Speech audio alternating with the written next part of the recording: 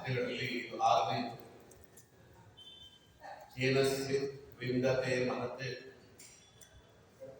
ಮಹತ್ತರವಾದಂತಹ ಧೈರ್ಯ ಸಾಧನೆ ಯಾವುದರಿಂದ? ಮಹತ್ತರವಾದಂತಹ ಧೈರ್ಯ ಸಾಧನೆ ಯಾವುದರಿಂದ? ಅದಕ್ಕೆ ಧರ್ಮರಾಜ ಉತ್ತರ ಕೊಟ್ಟ, ತಪಸಾ ವಿಂದತೆ ಮಹತೆ. ಮಹತ್ತರವಾದ ಧೈರ್ಯ ಸಾಧನೆ ಅದು ತಪಸ್ಸಿನಿಂದ. ತಪಸ್ಸು ಅಂದ್ರೆ ಏನು ಅನ್ನೋದು ಒಂದು ಪ್ರಶ್ನೆ ಇದೆ. ಆ ಪ್ರಶ್ನೆಗೆ ಇಲ್ಲಿ ಉತ್ತರ ಕೊಟ್ಟು ಮುಂದಕ್ಕೆ ಅವರು ಹೋಗ್ತಾರೆ. ಯದ್ದುಸ್ತರಂ ಯದ್ದುರಾಪಂ ಯದ್ದುರ್ಗಂ ಯಚ್ಚ ದುಷ್ಕರಂ ಸರ್ವಂ ತು ತಪಸಾ ಸಾಧ್ಯಂ ತಪೋಹಿ ದುರಿತಕ್ರಮಂ ಅಂತ ಮನುಸ್ಮೃತಿಯಲ್ಲಿ ಬಂದಿರುವಂತಹ ಪ್ರಮೇಯ.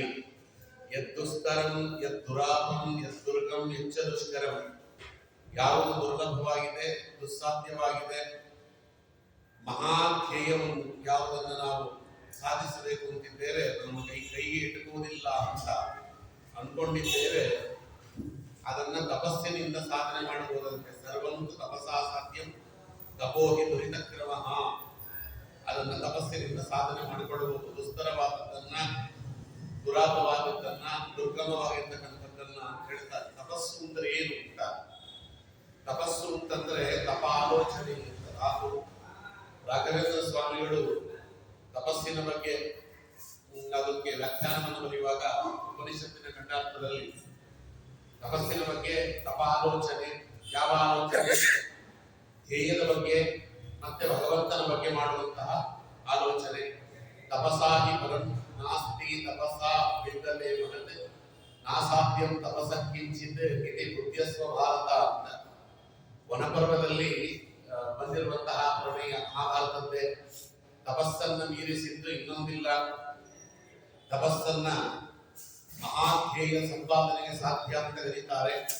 ತಪಸ್ಸಿನಿಂದ ಸಾಧಿಸಲಾಗದೇ ಇದ್ದದ್ದು ಇನ್ನೊಂದಿಲ್ಲ ಅಂತ ಹೇಳ್ತಾರೆ. ವಿಶ್ವಾಮಿತ್ರ ಮಹರ್ಷಿಗಳೇ ಅದಕ್ಕೆ ದೊಡ್ಡದಾಗಿರ್ತಕ್ಕಂಥ ನಿದರ್ಶನ ಅಂತ.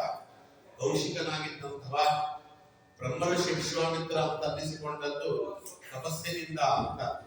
ಮಹಾಭಾರತದಲ್ಲಿಯೇ ತಪಸ್ಸು ಅನ್ನುವುದಕ್ಕೆ ಇನ್ನೊಂದು ಅರ್ಥವನ್ನ ಹೇಳ್ತಾ, ತಪಃ ಸ್ವಧರ್ಮ ವರ್ತಿತ್ವಂ, ತಪಃ ಸ್ವಧರ್ಮ ವರ್ತಿತ್ವಂ ಅಂತ, ಸ್ವಧರ್ಮದಲ್ಲಿ ಇರುವುದನ್ನ ತಪಸ್ಸು ಅಂತ ಕರೆದಿದ್ದಾರೆ ಅಂತ ಇಲ್ಲಿ ಹೇಳ್ತಾರೆ. ಸ್ವಧರ್ಮ, ಭಗವಂತ ಒಬ್ಬೊಬ್ಬರಿಗೊಂದೊಂದು ಧರ್ಮವನ್ನ ಅವ ಕೊಟ್ಟಿದ್ದಾನೆ. ಅದಕ್ಕೆ ಅವರವರ ಧರ್ಮಕ್ಕೆ ಅನುಗುಣವಾಗಿ ಅವರವರು ಮಾಡಿದಂತಹ ಕರ್ತವ್ಯಗಳು ಭಗವಂತನಿಂದ ನಿಯುಕ್ತವಾದದ್ದೇನಿದೆ, ಅದನ್ನ ಸರಿಯಾಗಿ ಮಾಡ್ತಾ ಹೋದ್ರೆ ಅದನ್ನೇ ತಪಸ್ಸು ಅಂತ ಕರೀತಾರೆ ಅಂತ. ಸ್ವವಿಹಿತ ವೃತ್ತಿಯ ಭಕ್ತಿಯ ಭಗವದ್ ಆರಾಧನಾಮೇವ ಪರಮೋ ಧರ್ಮ ತದ್ವಿರುದ್ಧ ಸರ್ವೋಪಿ ಅಧರ್ಮ ಅಂತ ಆಚಾರ್ಯರು ಗೀತಾ ತಾತ್ಪರ್ಯದಲ್ಲಿ ತಿಳಿಸಿಕೊಡ್ತಾರೆ. ಸ್ವವಿಹಿತ ವೃತ್ತಿಯ ಅನ್ನುವುದನ್ನೇ ಸ್ವಧರ್ಮ ಅಂತ. ಸ್ವವಿಹಿತ ವೃತ್ತಿಯ, ಭಗವಂತ ನಮಗೆ ಏನನ್ನ ಕೊಟ್ಟಿದ್ದಾನೆ, ಇಂಥ ಕೆಲಸಗಳು, ಯಾವ ವರ್ಣದಲ್ಲಿ ಹುಟ್ಟಿ ಬಂದಿದ್ದೇವೆ, ಯಾವ ಜನ್ಮವನ್ನು ತಳೆದಿದ್ದೇವೆ, ಆ ಜನ್ಮದಲ್ಲಿ ಆ ವರ್ಣಕ್ಕೆ ಏನು ಕರ್ತವ್ಯಗಳು ಅಂತ ನಿಯೋಜಿಸಲ್ಪಟ್ಟಿದೆ, ಅದನ್ನ ಭಕ್ತಿಯಿಂದ ಪ್ರೀತಿಯಿಂದ ಭಗವಂತ ಸಂತುಷ್ಟನಾಗಲಿ ಅಂತ ಮಾಡಿಬಿಟ್ರೆ ಅದನ್ನೇ ಧರ್ಮ ಅಂತ ಕರೀತಾರೆ. ಅದನ್ನು ತಪಸ್ಸು ಅಂತಲೂ ಕರೀತಾರೆ ಅಂತ ಅರ್ಥ. ಹಾಗಾಗಿ ಅದಕ್ಕೆ ಮಹಾಭಾರತದ ಶಾಂತಿ ಪರ್ವದಲ್ಲಿ ಇನ್ನೊಂದು ಕೆಲವು ಗುಣಗಳನ್ನ ಒಂದೊಂದರಿಂದ ತಪಸ್ಸು ಸಾಧಿಸಬಹುದು. ಉಚ್ಚವೃತ್ತಿ ಗೃಹಸ್ಥೋ ಯಃ ಸ್ವಧರ್ಮಾಚರಣೆ ರತಃ ವ್ಯಕ್ತಕಾಮ ಸುಖಾರಂಭಃ ಸ್ವರ್ಗಸ್ಥಸ್ಯ ದುರ್ಲಭಃ ಅನ್ನೋ ಮಾತನ್ನು ಹೇಳ್ತಾರೆ. ನಾನು ಇನ್ನೊಬ್ಬರ ಮುಂದೆ ಕೈ ಚಾಚುವುದಿಲ್ಲ, ಇದೊಂದು ದೊಡ್ಡ ತಪಸ್ಸು. ಕೆಲವು ನಿರ್ಣಯಗಳನ್ನು ತೆಗೆದುಕೊಳ್ಳುವುದು ಅಂತ. ಅನ್ನಕ್ಕಾಗಿ ನಾನು ಇನ್ನೊಬ್ಬರ ಮುಂದೆ ಕೈ ಚಾಚುವುದಿಲ್ಲ. ಭಗವಂತ ನನಗೆ ಏನನ್ನ ಕೊಡ್ತಾನೋ ತೇನ ರುಚಿತ ಮಾರ್ಗದಕ್ಕಸ್ಯ ಸಿದ್ಧನಂ. ನನಗೆ ಭಗವಂತ ಏನನ್ನ ಕೊಡುತ್ತಾನೋ ಅದು ದೊಡ್ಡ ತಪಸ್ಸು, ಅದನ್ನು ಸ್ವೀಕಾರ ಮಾಡಿ ಬಿಡುವುದು. ಇದನ್ನೇ ಅವರು ಇರುವ ಕೆಲಸವ ಮಾಡು ಕಿರಿದೆನದೆ ಮನವಿಟ್ಟು ದೊರೆತದನ್ನು ಹಸಾದನೆಂದು ಒಳಗಿಡದೆ ಧರಿಸು ಲೋಕದ ಬರವ ಪರಮಾರ್ಥವನ್ನು ಬಿಡದೆ ಹೊರಡು ಕರೆಬರಲಡದೆ ಒಂದು ದಿನ. ಅದು ದೊಡ್ಡ ತಪಸ್ಸದು. ಇರುವ ಕೆಲಸವ ಮಾಡು ಕಿರಿದೆನದೆ ಮನವಿಟ್ಟು, ಅದನ್ನೇ ಸ್ವಧರ್ಮ ವರ್ತಿತ್ವ ಅಂತ ಕರೆದದ್ದಿಲ್ಲ. ಭಗವಂತ ಒಬ್ಬೊಬ್ಬರಿಗೂ ಒಂದೊಂದು ಕರ್ತವ್ಯ ಅಂತಿದೆ. ಯಾವ ಕರ್ತವ್ಯದಿಂದ ಯಾರು ಪಲಾಯನ ಮಾಡತಕ್ಕದ್ದಲ್ಲ. ಅವರವರ ಕರ್ತವ್ಯವನ್ನು ಅವರವರು ಮಾಡಲೇಬೇಕು. ಹೊರಗೆ ಲೋಕಾಸಕ್ತಿ, ಹೊರಗೆ ಕಾರ್ಯಾಸಕ್ತಿ, ಒಳಗೆ ಸಕಲ ವಿರಕ್ತಿ, ಹೊರಗೆ ಕಾರ್ಯ ಧ್ಯಾನ, ಒಳಗುದಾಸೀನ, ಹೊರಗೆ ಸಂಸ್ಕೃತಿ ಭಾರ, ಒಳಗದ ಸಂಸಾರ, ಪರಯೋಗ ಸೂತ್ರವಿದು ಮಂಕುತಿಮ್ಮ ಅಂತಾರೆ. ಮಾಡುವುದು ಹೇಗೆ ಎನ್ನುವುದು ನಮಗೆ ಅದನ್ನು ಹೇಳ್ಕೊಡೋದು. ಕಾರ್ಯದಲ್ಲಿ ಆಸಕ್ತರಾಗಿರಬೇಕು, ಅದರ ಬಗ್ಗೆ ವಿರಕ್ತಿ ಇರಬೇಕು. ವಿರಕ್ತಿ ಅಂದ್ರೆ ಏನು? ನಾನು ಮಾಡಿರುವಂತಹ ಪ್ರಯತ್ನವನ್ನ 100% ಮಾಡಿದ್ದೇನೆ, ಪ್ರಾಮಾಣಿಕವಾಗಿ ಮಾಡಿದ್ದೇನೆ. ಒಂದು ವೇಳೆ ಕೆಲಸ ಆಯಿತು, ಕರ್ತವ್ಯ ಆಯಿತು, ಫಲ ದೊರೆಯಿತು, ಸಂತೋಷ, ಭಗವಂತ ನನಗೆ ಫಲ ಕೊಟ್ಟಾಯಿತು, ಭಗವಂತ ಕೊಟ್ಟ ಫಲ ಅಂತ ಸ್ವೀಕಾರ ಮಾಡಿದ್ದೇನೆ. ಅಕಸ್ಮಾತ್ ನಾ ಮಾಡಿದಂತಹ ಕಾರ್ಯಕ್ಕೆ ಫಲ ದೊರೆಯಲಿಲ್ಲ, ಬೇಜಾರಿಲ್ಲ. ಯಾಕೆಂದ್ರೆ ಭಗವಂತನಿಗೆ ಫಲ ಕೊಡಬಾರದು ಎನ್ನುವುದೇ ಅವನ ಇಚ್ಛೆಯಲ್ಲಿತ್ತು. ಅದರಿಂದ ಭಗವಂತ ಫಲ ಕೊಡಲಿಲ್ಲ. ನಮ್ಮ ಕರ್ತವ್ಯ ಏನಿದೆ, ಕರ್ತವ್ಯವನ್ನು ನಾವು ಮಾಡಿದ್ದೇವೆ. ಇದನ್ನೇ ಭಗವದ್ಗೀತೆಯ ಜಯಂತಿ ಬರ್ತಿದೆ. ಅದನ್ನೇ ಕರ್ಮಣ್ಯೇ ಅಧಿಕಾರಸ್ಥೆ ಮಾ ಫಲೇಶು ಕದಾಚನ. ಕರ್ಮಣ್ಯೇವ ಅಧಿಕಾರಸ್ಥೆ. ನಾವು ಕರ್ಮ ಮಾಡುವುದರಲ್ಲಿ ನಮಗೆ ಅಧಿಕಾರ, ಫಲಾಫಲಗಳಲ್ಲಿ ನಮಗೆ ಅಧಿಕಾರ ಇಲ್ಲ ಅಂತ. ಅಂದ್ರೆ ಫಲಾಫಲಗಳಲ್ಲಿ ಅಧಿಕಾರ ಇಲ್ಲ ಅಂದ್ರೆ ಬರೀ ಕೆಲಸ ಮಾಡಿಕೊಡ್ತಾ ಇತ್ತು, ಸಂಬಳ ಕೊಡದೆ ಕಳಿಸ್ಬಿಟ್ರೆ ಸುಮ್ಮನಿರ್ತೀರಾಗ್ತಾರೆ ಅಂತ ಸುಮಾರು ಜನ ತಪ್ಪು ಹೇಳೋದು. ಇದನ್ನ ಮಾರ್ಕ್ಸ್ವಾದ ಮತ್ತೆ ಭಗವದ್ಗೀತೆ ಅಂತ ಒಂದು ದೊಡ್ಡ ಪುಸ್ತಕವನ್ನು, ಭಗವದ್ಗೀತೆ ಅನ್ನೋದು ಧಾರ್ಮಿಕ ವಿರೋಧಿಯಾದ ಗ್ರಂಥ ಅಂತ ಬಿಂಬಿಸ್ಬಿಟ್ರು. ಮತ್ತೆ ನಿಮ್ಗೆ ಇವತ್ತು ನಾವು ಹಿಂದೂ ಧರ್ಮದಲ್ಲಿ ಬಂದ ಗ್ರಂಥಗಳನ್ನೆಲ್ಲವನ್ನು ಕೂಡ ಅದನ್ನ ದ್ವೇಷ ಮಾಡಲಿಕ್ಕೆ, ಸಮಾಜದ ವಿರುದ್ಧ ಅದನ್ನು ಎತ್ತುಗಟ್ಟಲಿಕ್ಕೆ, ಸಮಾಜದಲ್ಲಿ ಬಿರುಕು ಉಂಟು ಮಾಡಲಿಕ್ಕೆ ಅಂತಲೇ ಒಂದು ವರ್ಗದ ಜನ ಇವತ್ತಿಗೂ ಕಾಯ್ತಿದ್ದಾರೆ, ಕಾಯ್ತಲೇ ಇರ್ತಾರೆ, ಮಾಡ್ತಿರ್ತಾರೆ. ಅವಕ್ಕೆಲ್ಲಕ್ಕೂ ಉತ್ತರ ಕೊಟ್ಟು ಬಹಳ ದಿನಗಳಾಗಿದೆ. ಇವತ್ತು ಅವ್ರಿಗೆ ಉತ್ತರ ಗೊತ್ತಿಲ್ಲ, ಅದನ್ನ ಮಾಡ್ತಿದ್ದಾರೆ. ಆಚಾರ್ಯರು ಗೀತಾ ತಾತ್ಪರ್ಯದಲ್ಲಿ ಅದಕ್ಕೆ ಉತ್ತರ ಕೊಟ್ಟಾಯ್ತು. ರಾಘವೇಂದ್ರ ಸ್ವಾಮಿಗಳು ಗೀತಾ ವಿವೃತ್ತಿಯಲ್ಲಿ ಕೊಟ್ಟಾಯ್ತು. ಫಲಗಳಲ್ಲಿ 2 ರೀತಿಯ ಫಲ ಅಂತ ಇರ್ತದೆ. ಒಂದು ವಿಹಿತವಾದ ಫಲ, ಒಂದು ಅವಿಹಿತವಾದ ಫಲ ಅಂತ. ವಿಹಿತವಾದ ಫಲವನ್ನ ನಾವು ಕೇಳೋದು ಬೇಕಾಗಿಲ್ಲ, ದೇವರು ಕೊಟ್ಟೇ ಇರ್ತಾರೆ. ಕೆಲಸ ಮಾಡಿದ ಮೇಲೆ ಸಂಬಳ ಬಂದೇ ಬರ್ತದೆ. ನೀವು ಏನ್ ಕೇಳಬೇಕಾಗಿಲ್ಲ. 30ನೇ ತಾರೀಕು ಆಯ್ತು, ಸಂಬಳ ಯಾಕೆ ಕೊಡ್ಲಿಲ್ಲ? ಒಳ್ಳೆ ಕಂಪನಿಗಳಲ್ಲಾದ್ರೆ 30ನೇ ತಾರೀಕು 31ನೇ ತಾರೀಕು ಅವರ ಪಾಠಗಳು ಸಂಬಳ ಅನ್ನೋದು ಅವರ ಅಕೌಂಟ್ಗೆ ಬಂದು ಬೀಳ್ತದೆ. ಯಾರನ್ನ ಕೇಳಬೇಕಾದ ಅವಶ್ಯಕತೆ ಇಲ್ಲ. ಅದರಿಂದ ವಿಹಿತವಾದಂತ ಫಲ. ಅವಿಹಿತವಾದ ಫಲ ಎನ್ನುವುದು ಟೇಬಲ್ ಕೆಳಗಡೆ ಕೈ ಹಾಕಿ ತಗೋಬೇಡ, ಲಂಚ ತೆಗೆದುಕೊಳ್ಳಬೇಡ. ಅವಿಹಿತವಾದ ಫಲ.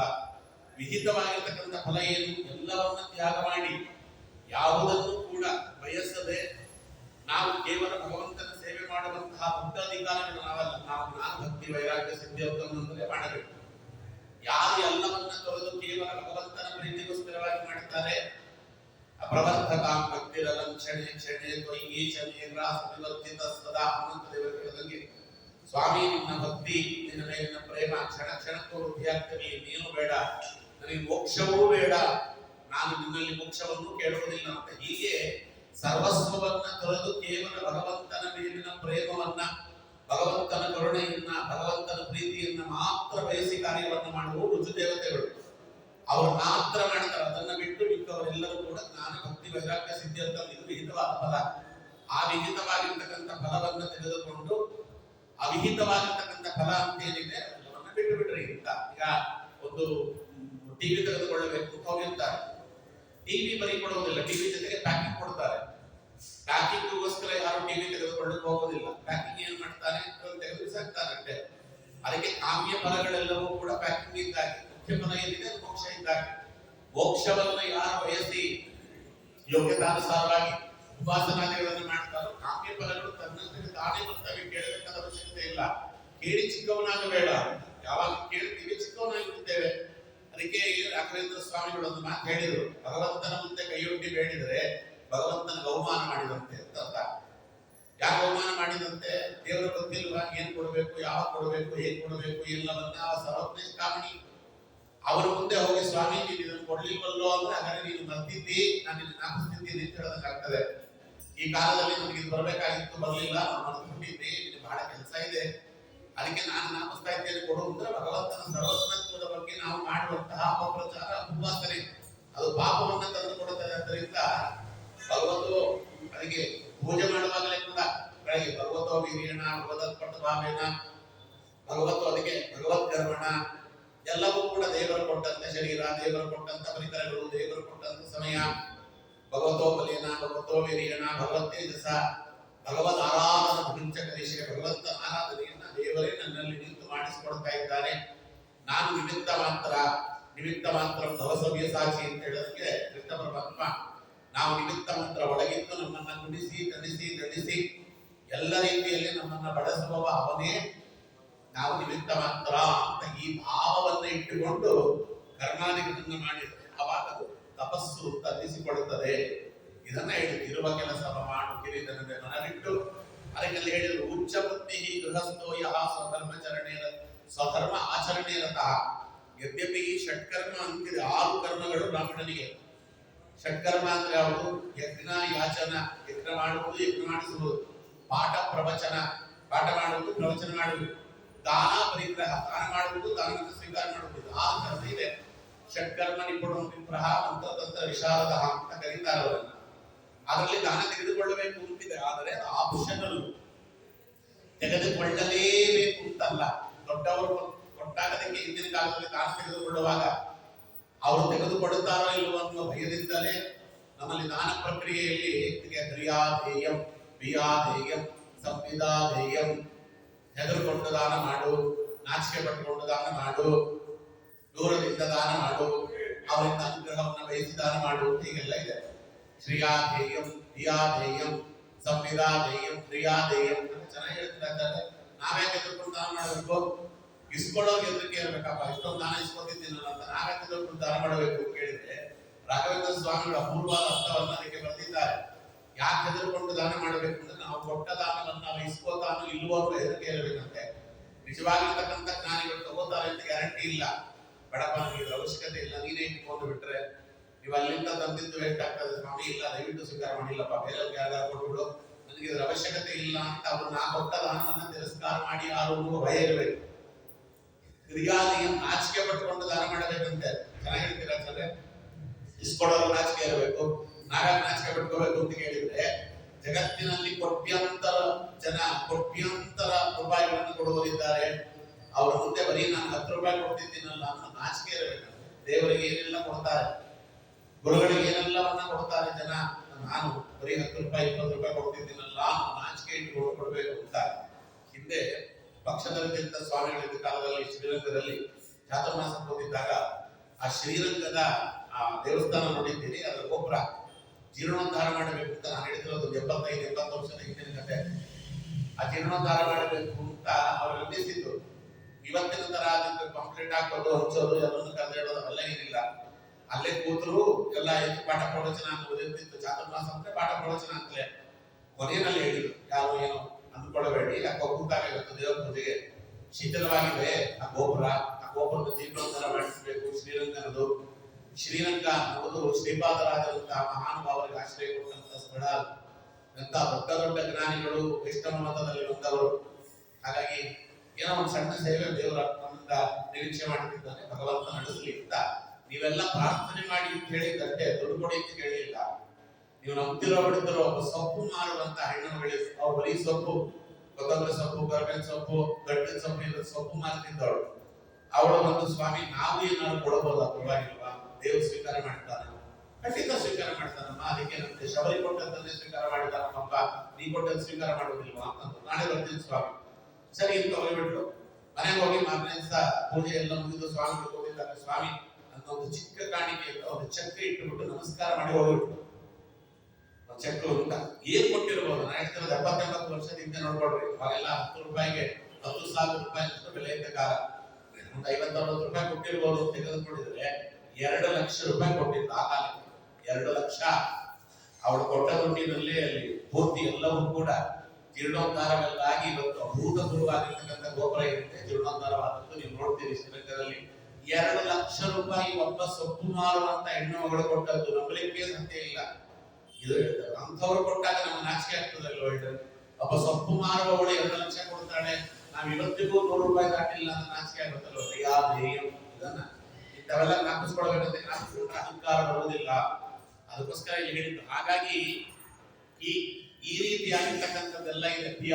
ದೇವರುಕೊಂಡು ದಾನ ಮಾಡು, ನಾಚಿಕೆ ಪಡ್ಕೊಂಡು ದಾನ ಮಾಡು, ಭಗವಂತ ಇಷ್ಟೇ ಕೊಟ್ಟಿದ್ಯಲ್ಲೋ, ದಾನ ಮಾಡ್ಲಿಕ್ಕೆ ಇನ್ನೊಂದಷ್ಟು ಕೊಟ್ಟಿದ್ರೆ ದಾನ ಮಾಡ್ತಿದ್ನಲ್ಲೋ ಅನ್ನುವಂಥ ಭಾವದಿಂದ ಅಂತ.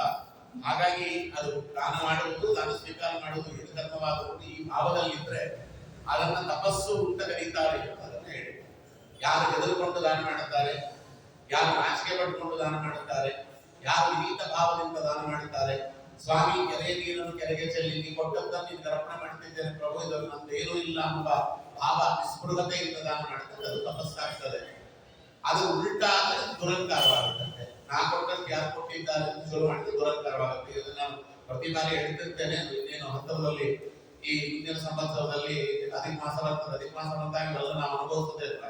ನೀವು ಬಂದ್ಬಿಡಿ ಆಚಾರ್ಯ ಅಂತ ಹೋಗಲ್ಲ ಅಂದ್ರೂ ಬಿಡಲ್ಲ, ಬಹಳ ಬಲವಂತ ಮಾಡಿ ಎಲ್ಲ ಹಿಡಿಸಿ ಕರ್ಕೊಂಡು ಹೋಗಿ ಏನೇನು ಮಾತಾಡೋದು. ಅಧಿಕ ಮಾಸದಲ್ಲಿ ಯಾರ್ಯಾರು ಏನೇನೋ ಮಾಡ್ತಾರ ಆಚಾರ್ಯ, ನೀವು ಒಂದ್ಸತಿ ನಮ್ಮಂತವ್ರು ಮನೆ ಬಂದು ನೋಡ್ಬೇಕು.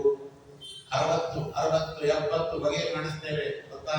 ಸ್ವೀಟು ಎಲ್ಲವನ್ನು ಕೂಡ ನೀವು ಜನ್ಮದಲ್ಲಿ ತಿಂದಿದ್ದೀರಾ, ನಿಮ್ಗೆ ತಿನ್ಬೇಕು. ನಿಮ್ಗೆ ಯೋಗ್ಯತೆಗೆ 2 ಒಬ್ಬಟ್ಟು ತಿಂದ್ರೆ ಹೆಚ್ಚು. ನೀವು ಎಷ್ಟು ಮಾಡಿಸಿದ್ದೆ ನೋಡಿ, ನೀವು ಬರ್ತೀರಾ ಅಂತ 10 ಬಗೆ ಸ್ವೀಟು, 10 ಬಗೆ ಖಾರ ಎಲ್ಲ ಪ್ರಮಾಣ ಮಾಡಿಸಿದ್ರೆ ತಿನ್ನಿ. ಈ ಜೀವನದಲ್ಲಿ ನೀವೇನು ಇಂಥ ಊಟ ಇನ್ನೇನು ತಿನ್ನಲ್ಲ ಅಂತ ಹೇಳ್ಬಿಟ್ರೆ ಅವ್ರು ಊಟ ಮಾಡ್ಲಿಕ್ಕೆ ಮನಸ್ಸು ಬರ್ತದ. ಇದು ದುರಂಕಾರದ ಪ್ರಮಾವಳಿ. ನಾವೇನ್ ಹೇಳಬೇಕು? ಅಪೇಕ್ಷಿತಂ ಯಾಚಿತವ್ಯಂ ಯಾಚೈವ ಅನಪೇಕ್ಷಿತಂ ಉಪವಿಶ್ಯ ಸುಖೇನೈವ ಮೌನವ್ಯಂ ಭುಕ್ತಮಾನಸೈಹಿ ಮೌನೇನ ಭುಕ್ತಮಾನಸೈಹಿ. ಅವರು ಹೇಳುವಾಗಲೇ ಶಾಂತದಲ್ಲಿ ಮಾತ್ರ ಹೇಳೋದು ಅಂತಲ್ಲ. ಅಪೇಕ್ಷಿತಂ ಯಾಚಿತವ್ಯಂ ಯಾಚೈವ ಅನಪೇಕ್ಷಿತಂ ಉಪವಿಶ್ಯ ಸುಖೇನೈವ ಭೋಕ್ತವ್ಯಂ ಸ್ವಸ್ಥಮಾನಸೈಹಿ. ನಿಮ್ಗೆ ಏನ್ ಇಷ್ಟ ಇದೆಯೋ ಅದನ್ನ ತಿನ್ರಿ. ಇಲ್ಲ ಎಲೆ ಮೇಲೆ ಬಡಿಸಿದ್ದೆಲ್ಲ ನಿಮ್ಗೆ ಇಷ್ಟ ಆಗ್ಬೇಕು ಅಂತ ಏನಿಲ್ಲ, ನಿಮ್ಗೆ ಇಷ್ಟ ಇಲ್ಲದೆ ಅದನ್ನ ಬಿಟ್ಬಿಡ್ರಿ. ಭಗವಂತನ ಗುಣಗಾನವನ್ನ ಮನಸ್ಸಿನಲ್ಲಿ ಸ್ಮರಣೆ ಮಾಡಿಕೊಂಡು ತಿನ್ರಿ. ನಿಮಗೆ ನಾವು ಅನ್ನ ಹಾಕಿದ್ದಕ್ಕೆ ಭಗವಂತ ಅನ್ನನಾಮಕನಾದವರು ನಮ್ಮಲ್ಲಿ ಅನ್ನವೃದ್ಧಿಯನ್ನ ಮಾಡಲಿ ಅಂತ ನೀವು ಆಶೀರ್ವಾದ ಮಾಡ್ರಿ. ನಿಮ್ಮೊಳಗೆ ಅತಿಥಿ ನಾಮಕನಾಗಿರ್ತಕ್ಕಂಥ ಬ್ರಾಹ್ಮಣ ಇದ್ದಾನೆ, ಭಗವಂತ ಇದ್ದಾನೆ. ಬ್ರಾಹ್ಮಣ ರೂಪದಲ್ಲಿ ಬ್ರಹ್ಮಜ್ಞಾನಿಗಳಲ್ಲಿ ಅವ ನಮಗೆ ಅತಿಥಿಯಾಗಿ, ಯಾವ ಯಮದೇವರು ಬರ್ತಾರಲ್ಲ ಅತಿಥಿಯಾಗಿ, ಆ ಯಮದೇವರನ್ನ ಸಕಾಲದಲ್ಲಿ ಬರುವಂತೆ ಪ್ರೇರೇಪಣೆ ಮಾಡಿ ಅಂತ ಹೇಳಿದ್ರೆ ಹೀಗೆಲ್ಲ ಧ್ಯಾನ ಮಾಡಿ ಅವರಿಗೆ ಬ್ರಾಹ್ಮಣೋತ್ತಮನ ಪಾಚಿತ ಪದಾರ್ಥೇಶು ರಾತ್ರೋ ಯಥಾಕ್ಷರನ ಭವತಿ ಮೌನೇನ ಭೋಕ್ತವ್ಯಂ. ರಾತ್ರಿ ಕಾಲಕ್ಕೆ ನಿಮಗೆ ಊಟಕ್ಕೆ ಹಸಿವಾಗದೆ ಇರುವಂತೆ ಹೊಟ್ಟೆ ತುಂಬ ತಿನ್ನಿ ಅಂತ ನೀತ ಭಾವದಿಂದ ಕೇಳಿಕೊಳ್ಳೋದು ಹೇಗಿದೆ. ತಿನ್ನಿ ಆಚಾರ್ಯ ಇಷ್ಟೊಂದು ಇನ್ಯಾರು ತಿಂತೀರಿ ಅಲ್ವಾ, ನಿಮಗೆ ಯೋಗ್ಯತೆಗೆ ಇಷ್ಟೆಲ್ಲ ಮಾಡ್ಸಾಕೋರು ಯಾರಿದ್ದಾರೆ. ಏನೋ ನಿಮ್ಮ ಅದೃಷ್ಟ ಚೆನ್ನಾಗಿತ್ತು, ನಾವು ಬರ್ತಿದ್ದೀವಿ, ನಮ್ಮನೆ ಬರ್ತಿದ್ದೀವಿ, ಇವೆಲ್ಲ ದುರಂಕಾರದ ಪ್ರಭಾವ. ಅದಕ್ಕೆ ಹೇಳಿದ ಆ ರೀತಿಯೆಲ್ಲ ನಾನು ಮಾಡಿ ಸ್ವೀಕಾರ ಮಾಡೋದಿಲ್ಲ. ಬೇಡಿದರೆ ನೊಡೆಯನ್ನು ಬೇಡುವೆ, ಕಾಡಿದರೆ ನೊಡೆಯನ್ನು ಕಾಡುವೆ, ಕೇಳಿದರೆ ನೊಡೆಯನ್ನು ಕೇಳುವೆ, ಎನ್ನ ಒಡೆಯಂಗೆ ಎನ್ನ ಒಡಲ ತೋರುವೆ, ಕಂಡವರು ಮುಂದೆ ಕೈ ಚಾಚುವುದಿಲ್ಲ ಅಂತ ದಾಸರು ಹೇಳಿದ್ರಲ್ಲ, ಅದು ತಪಸ್ಸು. ಅದು ದೊಡ್ಡದಾಗಿರ್ತಕ್ಕಂಥ ತಪಸ್ಸು. ಆ ತಪಸ್ಸು ನಮಗೆ ಅತ್ಯುತ್ತಮವಾಗಿರ್ತಕ್ಕಂತಹ ರೀತಿಯಲ್ಲಿ ನಮ್ಮ ಸಾಧನೆಗೆ ಅನುಕೂಲ ಮಾಡಿಕೊಡ್ತದೆ ಅಂತ ಮಹತ್ತರವಾಗಿರ್ತಕ್ಕಂಥ ಧ್ಯೇಯ ಸಾಧನೆ. ಮಹತ್ತರವಾಗಿರ್ತಕ್ಕಂಥ ಧ್ಯೇಯ ಸಾಧನೆಯನ್ನು ಯಾರು ಮಾಡಬೇಕು? ಅವರು ತಪಸ್ಸನ್ನು ಮಾಡಿ ಧ್ಯೇಯ ಸಾಧನೆ ಮಾಡಬೇಕು. ಅದು ಧೈರ್ಯ ಸಾಧನೆಯ ಹೌದು, ಧ್ಯೇಯ ಸಾಧನೆಯ ಹೌದು. ಹಾಗೆ ಯಾರು ತಪಸ್ಸು ಮಾಡುವುದಿಲ್ಲ, ಯಾರು ಆ ರೀತಿ ಒಟ್ಟೊಟ್ಟಿಗೆ ಒಂದೇ ಸಮನೆ ಅದರ ಬಗ್ಗೆ ತಾನು ಜಾಗರೂಕನಾಗಿ ಕಾನ್ಸಂಟ್ರೇಟ್ ಮಾಡಿ ಅದರ ಬಗ್ಗೆ ಕೇಂದ್ರೀಕರಿಸಿ ತನ್ನ ಬುದ್ಧಿಗಳನ್ನ ಅವನ್ನ ತಾನು ಹಗಲು ರಾತ್ರಿ ಎನ್ನದೆ ಅದರ ಬಗ್ಗೆ ಶ್ರಮ ವಹಿಸುವುದಿಲ್ಲ, ಅವನಿಗೆ ಲೋಕದಲ್ಲಿ ಯಶಸ್ಸು ದೊರೆಯುವುದಿಲ್ಲ. ತಪಸ್ಸು ಮಾಡಿದವರಿಗೆ ಮಾತ್ರ ಲೋಕದಲ್ಲಿ ಯಶಸ್ಸು. ಮಹಾಧ್ಯೇಯ ಸಾಧನೆ ಆಗುವುದು ತಪಶ್ಚರ್ಯದಲ್ಲಿ ಅಂತ. ಅದಕ್ಕೆ ಉಚ್ಚ ವೃತ್ತಿಯನ್ನ ದ್ರೋಣಾಚಾರ್ಯ ಮಾಡ್ತಿದ್ರು ಅಂತ ಇಲ್ಲಿ ಶಾಂತಿ ಪರ್ವದಲ್ಲಿ. ಉಚ್ಚ ವೃತ್ತಿ ಗೃಹಸ್ಥೋಯ ಸ್ವಧರ್ಮಾಚರಣೆಯಂತಹ ಕೆಟ್ಟ ಕಾಮ ಸುಖಾರಂಭ ಸ್ವರ್ಗಸ್ಥ್ಯ ದುರ್ಲಭ. ಯಾರ ಮುಂದೆಯೂ ಕೈ ಚಾಚುವುದಿಲ್ಲ ಅಂತೇಳಿ ಹೊಲದಲ್ಲಿ ಬಿದ್ದಿರುವಂತಹ, ಹೊಲದಲ್ಲಿ ಎಲ್ಲರೂ ಕೂಡ ಕಟಾವು ಮಾಡಿಕೊಂಡು ತಗೊಂಡು ಹೋದ ಮೇಲೆ ಬೆಳೆಯನ್ನ 4 ದಿನ ಬಿಟ್ಬಿಡುವಂತೆ. ಬಿಟ್ಟುಬಿಟ್ರೆ ಎಲ್ಲ ಹಕ್ಕಿಗಳು ಬಂದು ಏನ್ ತಿನ್ಕೊಂಡು ಹೋಗ್ಬೇಕು, ಬಿದ್ದಿರುವುದನ್ನೆಲ್ಲ ತಿನ್ಕೊಂಡು ಹೋಗ್ಬಿಡ್ತದೆ. ಹಕ್ಕಿಗಳು ತಿಂದುಕೊಂಡು ಹೋದ ಮೇಲೆ ಅಲ್ಲಿಗೆ ಹೋಗೋದು. ಅಲ್ಲಿಗೆ ಹೋಗಿ ಉದುರು ಬಿದ್ದಂತ ಕಾಳುಗಳನ್ನೆಲ್ಲ ಚೆನ್ನಾಗಿ ಆರಿಸಿಕೊಂಡು ಬಂದು ಅದನ್ನ ತೊಳೆದು ಕುಟ್ಟಿ ಅದನ್ನ ಬೇಯಿಸಿ ದೇವರಿಗೆ ನೈವೇದ್ಯ ಮಾಡಿ 1 ವರ್ಷಗಳ ಕಾಲ ಅದರಲ್ಲೇ ಕಾಲ ಕಳೆಯುವುದಕ್ಕೆ ಉಚ್ಚ ವೃತ್ತಿ ಅಂತ ಕರೀತಾರೆ. ಆ ರೀತಿಯಾಗಿ 800 ವರ್ಷಗಳ ಕಾಲ ಬದುಕಿದಂತಹ ಮಹಾನುಭಾವರು ದ್ರೋಣಾಚಾರ್ಯ. ಅದಕ್ಕೆ ಭಗವಂತ ಅವರಿಗಂತಹ ಮಹತ್ವವನ್ನು ಕೊಟ್ಟ. ಯದ್ಯಪಿ ದುರ್ಯೋಧನನ ಸವಾಸಕ್ಕೆ ಬೆದ್ದ ಮೇಲೆ 50-60 ವರ್ಷ ಅವ್ರ ಹೆಂಡತಿ ದಾರಿ ತಪ್ಪಿದವರಂತೆ ಹೊರಲೋಕಕ್ಕೆ ತೋರಿಸಿಕೊಂಡ್ರೆ ಹೊರತು 800 ವರ್ಷಗಳ ಕಾಲ ಕಷ್ಟ ನಿಷ್ಠಿಕವಾಗಿರ್ತಕ್ಕಂಥ ಉಚ್ಚವೃತ್ತಿಯನ್ನು ನಡೆಸಿ ಭಗವಂತನನ್ನ ತೃಪ್ತಿಪಡಿಸಿದಂತಹ ಮಹಾನುಭಾವರಿಗೆ ಸ್ವಧರ್ಮಾಚರಣೆ ಇರುತ್ತಾ. ಅದಕ್ಕೋಸ್ಕರವಾಗಿ ದೇವರವರನ್ನ ನೀವು ಸಾಯುವಂತ ಹಂತ ಬಂದಾಗ ನೀವು ಯೋಗ ಮಾರ್ಗದಿಂದ ದೇಹವನ್ನ ಬಿಡಿ. ಕೃಷ್ಣತ್ಯುಮ್ನ ಕತ್ತಿಗೆ ದೇಹವನ್ನ ಬಿಡುವುದು ಬೇಡ. ದೇಹ ಹೊರಟು ಹೋಗಲಿ, ಶರೀರದಿಂದ ಜೀವ ಮಾತ್ರ ಯೋಗ ಕ್ರಿಯೆಯಿಂದಲೇ ಹೊರಟು ಹೋಗಲಿ ಎಂದು ಸ್ವಾಮಿ ಹೇಳಿದ. ತೆಕ್ತ ಕಾಮ ಸುಖಾರಂಭ ಸ್ವರ್ಗಸ್ಥ್ಯ ದುರ್ಲಭ. ಯಾರು ಹೀಗೆ ತಾವು ಈ ರೀತಿಯಾಗಿರ್ತಕ್ಕಂಥ ತಪಶ್ಚರ್ಯಾದಿಗಳನ್ನು ಮಾಡುತ್ತಾರೆ, ಉಚ್ಚ ವೃತ್ತಿಯನ್ನು ನಡೆಸ್ತಾ ಲೌಕಿಕ ಸುಖಕ್ಕಾಗಿ ಯಾವುದೇ ರೀತಿಯಾಗಿರ್ತಕ್ಕಂಥ ಆರ್ಥಿಕವಾದ ಶ್ರಮವನ್ನು ಮಾಡದೆ ತನ್ನನ್ನ ನಂಬಿದವರನ್ನ ಯಾರನ್ನೂ ಕೈ ಬಿಡದೆ, ಅದಕ್ಕೆ ಹೊರಗೆ ಮುಖಾಸಕ್ತಿ, ಒಳಗೆ ಸಕಲ ವಿರಕ್ತಿ, ಹೊರಗೆ ಕಾರ್ಯಧ್ಯಾನ, ಒಳ ಉದಾಸೀನ. ಕಾರ್ಯಧ್ಯಾನ ಇರ್ತದೆ, ಅದರ ಬಗ್ಗೆ ಉದಾಸೀನ ಇರ್ತದೆ. ಹೊರಗೆ ಸಂಸ್ಕೃತಿ ಭಾಗ, ಸಂಸ್ಕಾರವನ್ನ ಸಂಸಾರವನ್ನ ಬಿಟ್ಟು ಓಡಿ ಹೋಗುವುದನ್ನು ವೈರಾಗ್ಯ ಅಂತ ಯಾರು ಕರೆಯಲಿಲ್ಲ. ಸಂಸಾರದ ಜವಾಬ್ದಾರಿಯನ್ನು ಹೊರಲೇಬೇಕು ಗೃಹಸ್ಥನಾದವ, ಓಡೋಗುವುದಲ್ಲ. ಓಡೋದ್ರೆ ಅವನನ್ನ ಎಸ್ಕೇಪಿಸಮ್ ಅಂತ ಕರೀತಾರೆ, ಪಲಾಯನವಾದಿ ಅಂತ. ಅವನದು ದೊಡ್ಡ ಪಾಪ. ಎಲ್ಲಿ ಸಿಗ್ತಾನಲ್ಲಿ ಹಿಡಿದು ಮುಂದೆ ಬಿಡ್ರಿ ಅಂತ ಮನುಸ್ಮೃತಿಯಲ್ಲಿ ಹೇಳ್ತಾರೆ. ಯಾರು ನನ್ನ ಜವಾಬ್ದಾರಿಯನ್ನು ನುಡಿಸಿಕೊಂಡು ನನ್ನ ಜವಾಬ್ದಾರಿಯನ್ನು ಹೊರಲಿಕ್ಕಾಗದೆ ನಾನೇನು ಸನ್ಯಾಸಿ ಆಗಿಬಿಡ್ತೇನೆ ಅಂತಲೋ ಋಷಿಯಾಗಿ ಬಿಡ್ತೇನೆ ಅಂತಲೋ ಕಾಡನ್ನ ಸೇರಿ ಯಾರು ಹೀಗೆ ಓಡೋಗ್ತಾನೆ, ಎಲ್ಲಿ ಸಿಕ್ಕರೆ ಅಲ್ಲಿ ಹಿಡಿದು ಹೊಡೆದಾಗ ಬಿಡ್ರಿ, ಪಾಪ ಬರುವುದಿಲ್ಲ ಅಂತ. ಬರ್ಜಿಯಿಂದ ಕತ್ತಿಯಿಂದ ಯಾವುದರಿಂದ ಬೇಕಾದ ಒಂದು ಶರೀರವನ್ನ ಚಿನ್ನ ಭಿನ್ನ ಮಾಡಿಬಿಡ್ರಿ, ಪಾಪ ಬರುವುದಿಲ್ಲ ಅಂತ ಹೇಳಿದ್ದಾರೆ. ಅಂಥ ದೊಡ್ಡದಾಗಿರ್ತಕ್ಕಂಥ ಅಪರಾಧ. ಅದಕ್ಕೋಸ್ಕರವಾಗಿ ಸಂಸ್ಕಾರದ ಸಂಸ್ಕೃತಿಯ ಸಂಸಾರದ ಭಾರವನ್ನು ಹೊರಲೇಬೇಕು. ಆದ್ರೆ ಒಳಗದ ತಾತ್ಸಾರ ಅಂತ, ಇದು ನನ್ನ ಕರ್ತವ್ಯ ಅಂತ ಮಾಡುತ್ತಿದ್ದೇನೆ ಹೊರತು ಇದರಲ್ಲಿ ನನಗೆ ಯಾವುದೇ ರೀತಿಯಾದಂತಹ ತಾರತಮ್ಯತೆ ಇಲ್ಲ, ಇದರಲ್ಲಿ ನನಗೆ ಯಾವುದೇ ರೀತಿಯ ಅನುರಕ್ತತೆ ಇಲ್ಲ. ಈಗ ಕ್ಯಾಶಿಯರ್ ಇರ್ತಾನೆ ಬ್ಯಾಂಕಿನಲ್ಲಿ, ಲಕ್ಷಾಂತರ ಕೋಟ್ಯಾಂತರ ರೂಪಾಯಿ ವ್ಯವಹಾರ ನಡೀತದೆ. ಲಕ್ಷ ಕೇಳ್ಕೊಂಡ್ಬಂದವರು ಲಕ್ಷ ಕೊಡ್ತಾನೆ, 1000 ಕೇಳ್ಕೊಂಡ್ಬಂದವರು 1000 ಕೊಡ್ತಾನೆ. ಅವನ ನಾನು ಕೊಟ್ಟೆ ಅಂತ ಎಲ್ಲರೂ ಹೇಳುವುದಿಲ್ಲ, ಯಾಕಂದ್ರೆ ಅದು ನನ್ನಲ್ಲ ಅನ್ನೋದು ಅವ್ನು ಗೊತ್ತಿರ್ತದೆ. ಸಾವಿರಾರಲ್ಲ ಕೋಟ್ಯಾಂತರ ರೂಪಾಯಿ ದಿನ ಓಡಾಡ್ತೀನಿ ಅಂತ ನನ್ನ ಕೈಯಲ್ಲಿ ಅವನಿಗೆ ಅಹಂಕಾರ ಕೊಡೋದಿಲ್ಲ. ಅದು ಕೆಲಸ ಆಗ್ತದೆ, ದುಡ್ಡು ಕೊಡುವುದು ಒಂದು ಕೆಲಸ, ಕೊಟ್ಟದ್ದು ಕಲ್ಪಿಸ್ಕೊಡೋದು ಒಂದು ಕೆಲಸ. ಅದನ್ನ ಏನ್ ಮಾಡಬೇಕು ಅದನ್ನ ಚೆನ್ನಾಗಿ ಟ್ಯಾಲಿ ಮಾಡಿ ಕೊಟ್ಟು ಬರೋದು ಕೆಲಸ. ಅವನು ನನ್ನದು ಕೌಂಟರ್ ಅಂತ ಹೇಳ್ತಿದ್ರು ಕೂಡ ಎಲ್ಲ ದುಡ್ಡನ್ನ ವಾಪಸ್ ಬ್ಯಾಂಕಿನಲ್ಲಿ ಇಟ್ಟು ಒಪ್ಪಿಸಿ ಅದನ್ನ ಸೆಟಲ್ ಮಾಡಿಕೊಳ್ತಾನೆ. ಬೆಳಗ್ಗೆ ಹೋದಾಗ ಏನು ತಗೋಬೇಕು ತಗೋತಾನೆ, ಅವತ್ತೇನಾಗಿದೆ ಟ್ರಾನ್ಸಾಕ್ಷನ್ ತೋರಿಸ್ಬಿಡ್ತಾನೆ. ಅವನಿಗೆ ಏನು ಸಂಬಳ ಅಂತ ಕೊಡ್ತಾರೆ, ಪಗಾರ, ಅದನ್ನು ಮಾತ್ರ ಸ್ವೀಕಾರ ಮಾಡ್ತಾನೆ. ಅದು ಮಾತ್ರ ಒಂದು ಅಂತ. ಹಿಂದಿನ ಕಾಲದಲ್ಲಿ ಹೆಣ್ಣು ಮಕ್ಕಳಿದ್ರಲ್ಲ, ಅವರೆಲ್ಲ ಹೇಗೆ ಸಾಧನೆ ಮಾಡ್ತಿದ್ರು ಅನ್ನೋದು ನನ್ನ ಕಣ್ಣಾರೆ ನೋಡಿದ್ದೇನೆ, ಹೇಳ್ತೇನೆ. ನಮ್ಮ ಗುರುಗಳ ಮನೆಯಲ್ಲಿ ಒಬ್ಬರು ಅಜ್ಜಿ ಇದ್ರು, ಬಡಿ ಹೆಂಗಸು. ಅವರು ಮನೆಯಲ್ಲಿ 80 ರಿಂದ 90 ಜನ ಮಿನಿಮಮ್ ಊಟ ಮಾಡೋರು. ಅವರೆಲ್ಲರಿಗೂ ಅವರೊಬ್ಬರೇ ಅಡಿಗೆ ಮಾಡಬೇಕು. 100-120 ಇನ್ನೊಬ್ಬರನ್ನ ಜೊತೆ ಸೇರಿಸಿಕೊಳ್ತಿರಲಿಲ್ಲ. ಗಟ್ಟಿ ರುಚಿಯಾದ ಹೆಣ್ಣು ಮಗಳು ಬಾಲ್ಯದಲ್ಲಿ ಗಂಡನನ್ನ ಕಳ್ಕೊಂಡವರು, ಸೇವಾ ವೃತ್ತಿಯಲ್ಲೇ ತನ್ನ ಇಡೀ ಜೀವನವನ್ನ ಕಳೆದಂತ ಮಹಾನುಭಾವ. ಅದಕ್ಕೆ ಅವರು ಇನ್ನೊಬ್ಬರು ತಪ್ಪಿ ಯಾರಾದ್ರೂ ಬಂದ್ರೆ ಕುಟ್ಕೊಡಕ್ಕೆ ಮಾಡಕ್ಕೆ ಸೇರಿಸಿಕೊಳ್ಳಬಹುದು, ಅಡಿಗೆ ಅವರೇ ಮಾಡ್ತಿದ್ರು. ಎಲ್ಲರೂ ಅಡಿಗೆ ಮಾಡಿ ಎಲ್ಲರೂ ಅಡಿಗೆ ತಿಂದಾದ್ರೆ ಕೊನೆಯಿಂದ ಅಜ್ಜಿ ತಿನ್ಬೇಕು. ಅವ್ರು ಏನ್ ಮಾಡ್ತಿದ್ರು, ಕಣ್ಣಾರೆ ನೋಡಿದ್ದು ಹೇಳ್ತಾ ಇದ್ರು, ಎಲೆ ಹಾಕೊಂಡು ಬಡಿಸ್ಕೊಂಡು ತಾನೇ ಬಡಿಸ್ಕೊಳ್ಳೋದು. ಬಡಿಸ್ಕೊಂಡು ಕೂತ್ಕೊಳ್ತದಲ್ಲ, ಕೂತ್ಕೊಂಡು ಕೃಷ್ಣಾರ್ಪಣೆ ಹೇಳಿದ್ದಿನ ಮುಂಚೆ ಒಂದು ಚಿಕ್ಕಿ ಎಲೆ ಇಟ್ಕೊಂಡು ತನ್ನ ಎಲೆಯಲ್ಲಿ ಬಡಿಸಿದ್ದನ್ನೆಲ್ಲ ಒಂದು ಚೂರು ತೆಗೆದು ಅದ್ರ ಮೇಲೆ ಹಾಕಿ, ಆಮೇಲೆ ಕೃಷ್ಣಾರ್ಪಣೆ ಅಂತ ಒಬ್ಬ ಭಿಕ್ಷಕ ಬರ್ತಿದ್ದ, ಅವ್ನು ಈ ಟೈಪ್ ಅಂತ ಹೇಳಿದ್ರು. ಅದನ್ನು ತಗೊಂಡಾಗ ಆ ಭಿಕ್ಷಕನಿಗೆ ಹಾಕಿ ಕೃಷ್ಣ ಪ್ರೀತನಾಗಲಿ ಹೇಳಿ ಬಂದು ಆಮೇಲೆ ಊಟ ಮಾಡ್ತಿದ್ರು. ಮನೆಯವರೆಲ್ಲ ಕೇಳ್ತಿದ್ರು, ಬಡಿಸ್ಕೊಳ್ಳೋದೇ ಇಷ್ಟಲ್ಲಮ್ಮ ನೀನು, ಇಷ್ಟು ಬಡಿಸ್ಕೊಂಡಾದ್ರೂ ತೆಗಿತಿ, ಹಾಕ್ತಕ್ಕ ಭಿಕ್ಷಕನಿಗೆ ಪಾತ್ರೆಯಲ್ಲಿದ್ದದ್ದು ಹಾಕು, ಎಲೆಯಲ್ಲಿದ್ದದ್ದು ಯಾಕೆ ಹಾಕ್ತಿದ್ರೆ ಅವ್ರು ಏನ್ ಹೇಳೋದು ಅಂತ, ಎಲೆಯಲ್ಲಿದ್ದದ್ದು ನನ್ನ ಮಗನ ಸಂಪಾದನೆ, ಎಲೆಯಲ್ಲಿದ್ದದ್ದು ನನ್ನ ಸಂಪಾದನೆ ಅಂತ ಗೊತ್ತೇ.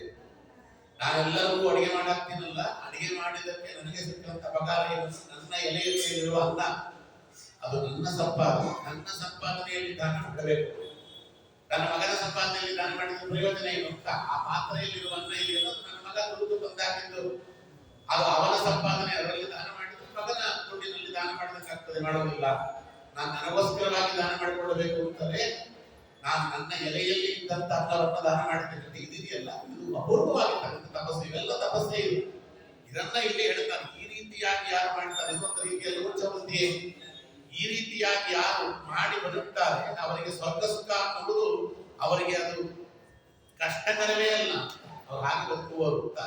ಅದಕ್ಕೋಸ್ಕರವಾಗಿ ಮಹತ್ತರವಾಗಿರ್ತಕ್ಕಂಥ ಧ್ಯೇಯ ಸಂಪಾದನೆ ಮಾಡುವುದು. ಮಹತ್ತರವಾದ ಧ್ಯೇಯ ಅಂದ್ರೆ ಏನು, ಭೇದೇಕೇಂದ್ರ ಧ್ವಜಪಾದ ಮೂಲ ಭಗವತ್ ಭಕ್ತರ ಸಂಘವನ್ನ ಹಿಡಿದು ಭಗವಂತನನ್ನು ತಲುಪುವುದು ಲೋಕದಲ್ಲಿರುವಂತಹ ಎಲ್ಲರಿಗೂ ಒಂದು ಧೈರ್ಯ, ಒಂದು ಮಹತ್ತರವಾದ ಮೂಲ. ಅದಕ್ಕೆ ಬೇಕಾದಂತ ಸಾಧನೆ ಹೇಳಿದ್ದಾರೆ.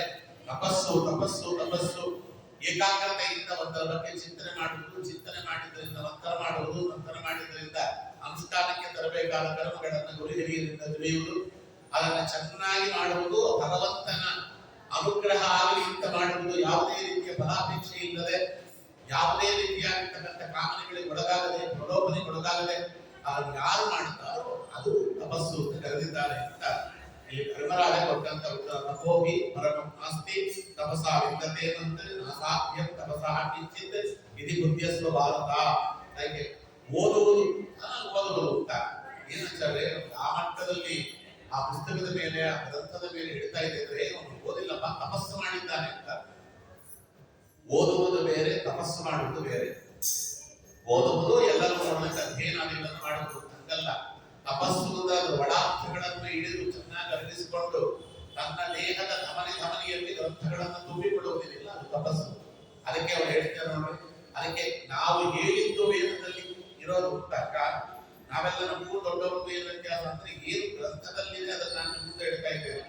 ಮಹಾಭಾರತದಲ್ಲಿದೆ, ವೇದದಲ್ಲಿದೆ, ಉಪನಿಷತ್ತಿನಲ್ಲಿದೆ, ಮನುಸ್ಮೃತಿಯಲ್ಲಿದೆ, ಬ್ರಹ್ಮ ವೈವರ್ತ ಪುರಾಣದಲ್ಲಿದೆ, ಬ್ರಹ್ಮ ಪುರಾಣದಲ್ಲಿದೆ ಅಂತ ನಾನು ಕೋಟ್ ಮಾಡಿ ಹೇಳ್ತಾ ಇದ್ದೇನೆ. ಆದ್ರೆ ಪುರಂದರದಾಸರು ಮಹಾನುಭಾವಿದ್ದಾರಲ್ಲ, ಅವರು ಹೇಳಿದ್ದು ವೇದದಲ್ಲಿ ಇರ್ತಿತ್ತು, ವೇದದಲ್ಲಿ ಇದ್ದಂತ ಹೇಳೋದಲ್ಲ. ಅದಕ್ಕೆ ವಿಜಯದಾಸರು ಅವರಂತ ಒಂದೊಂದು ನುಡಿಗಳು ವೇದಾರ್ಥಗಳಾಗಿ ಅವನಿಯಲ್ಲಿ ಪಸರಿಸಿದವು.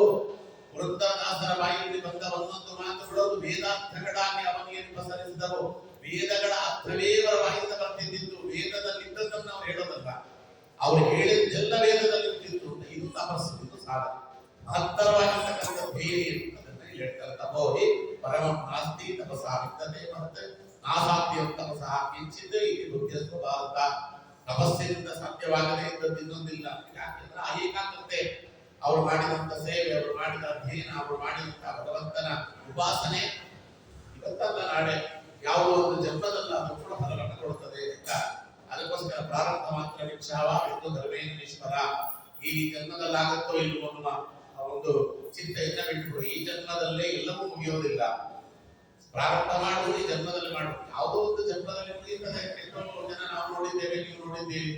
5 ವರ್ಷಕ್ಕೆ ಕಚೇರಿ ಮಾಡ್ತಾರೆ, ನೋಡ್ತಾ ಇದ್ದೇವೆ.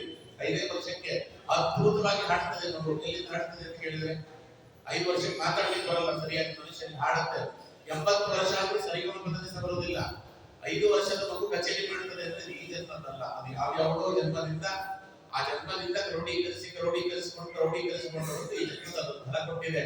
ಈ ವಿದ್ಯೆಯು ಒಂದೇ ಜನ್ಮದಲ್ಲಿ ವಿದ್ವಾಂಸನಾಗುವುದಕ್ಕಾಗುವುದೇ ಇಲ್ಲ. ಅನಂತ ವಿದ್ಯೆಗಳಿವೆ. ಅನಂತ ವಿದ್ಯೆಗಳಲ್ಲಿ ಅನಂತ ಗುರುಗಳಿಂದ ಅದನ್ನು ಉಪದೇಶ ಪಡೆದುಕೊಳ್ಳಬೇಕಾಗಿದೆ. ಒಂದು ಜನ್ಮದಲ್ಲಿ ಸಾಧ್ಯ ಇಲ್ಲ. ಒಂದು ಮಹಾಭಾರತ ಓದಲಿಕ್ಕೆ ಒಂದು ಜನ್ಮ ಸಾಲುವುದಿಲ್ಲ.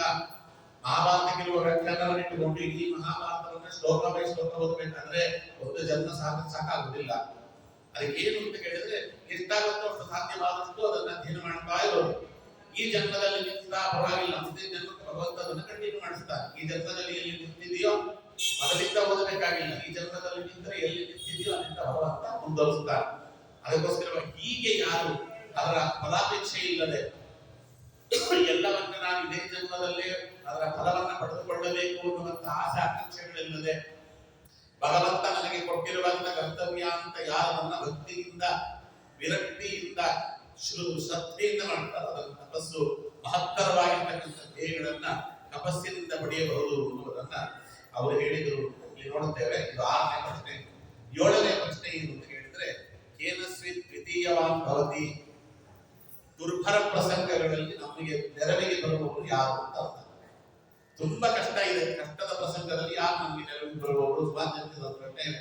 ಆಪತ್ಕಾಲಕ್ಕಾಗುವರು ಯಾರು, ಆಪತ್ಕಾಲಕ್ಕಾಗುವರು ಯಾರು ಅಂತ. ಆಪತ್ಕಾಲಕ್ಕಾಗುವರು ಯಾರು ಅಂದ್ರೆ ಡಾಕ್ಟರ್ ಆಚಾರ್ಯ ಇರ್ತಾರೆ. ಡಾಕ್ಟರ್ ಆಪತ್ಕಾಲಕ್ಕಾಗುವುದಿಲ್ಲ ಅಲ್ವಾ? ಹಾಗೆಲ್ಲ ಆಪತ್ಕಾಲಕ್ಕೆ ಎಲ್ಲರೂ ಹೋಗಿದ್ರೆ ಡಾಕ್ಟರ್ ಜೊತೆ ಹೋದವರಿಗೆ ಬಂದು ಕುಡಿಬೇಕಾಗಿತ್ತು, ಆಗೋದಿಲ್ಲ. ಅದಕ್ಕೆ ಇಲ್ಲಿ ಪ್ರಾಕ್ಟಿಕಲ್ ಆಗಿ ನೋಡಿ, ಎಲ್ಲರಿಗೂ ಇದೆ ಆಪತ್ಕಾಲಕ್ಕಾದವನೇ ನಿಂಟ ಅಂತ ನಾವು ಹೇಳ್ತೇವೆ.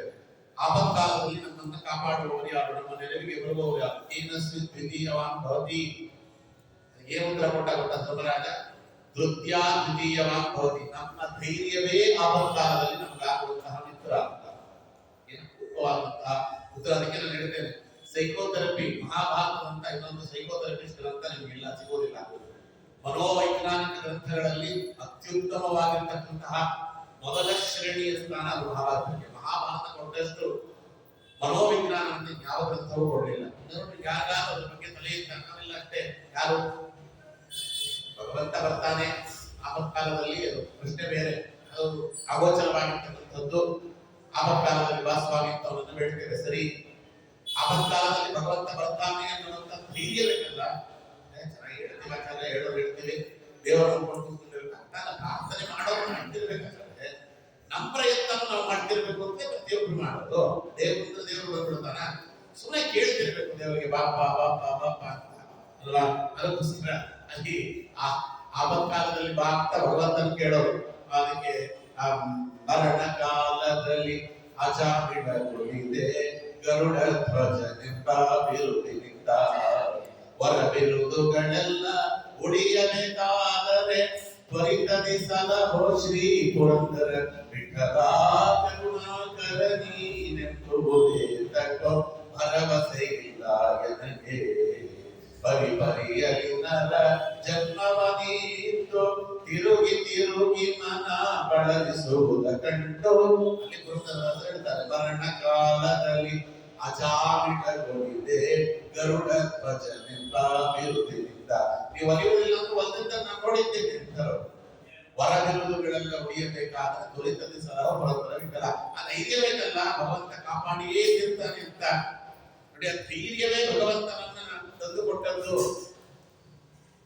ಕೇನ ಸ್ತಂಭೇನ ದೃಶ್ಯತೆ, ಈ ಕಂಬದಲ್ಲಿ ನರಹರಿ ಇದ್ದಾನ ದೃಶ್ಯತೆ, ಅದು ಧೈರ್ಯ. ಇದ್ದಾನೋ ಇಲ್ಲವೋ ಅವನ ಮಾತು ಪ್ರಹ್ಲಾದರಾಜರ ಬಾಯಲ್ಲಿ ಬರಲಿಲ್ಲ.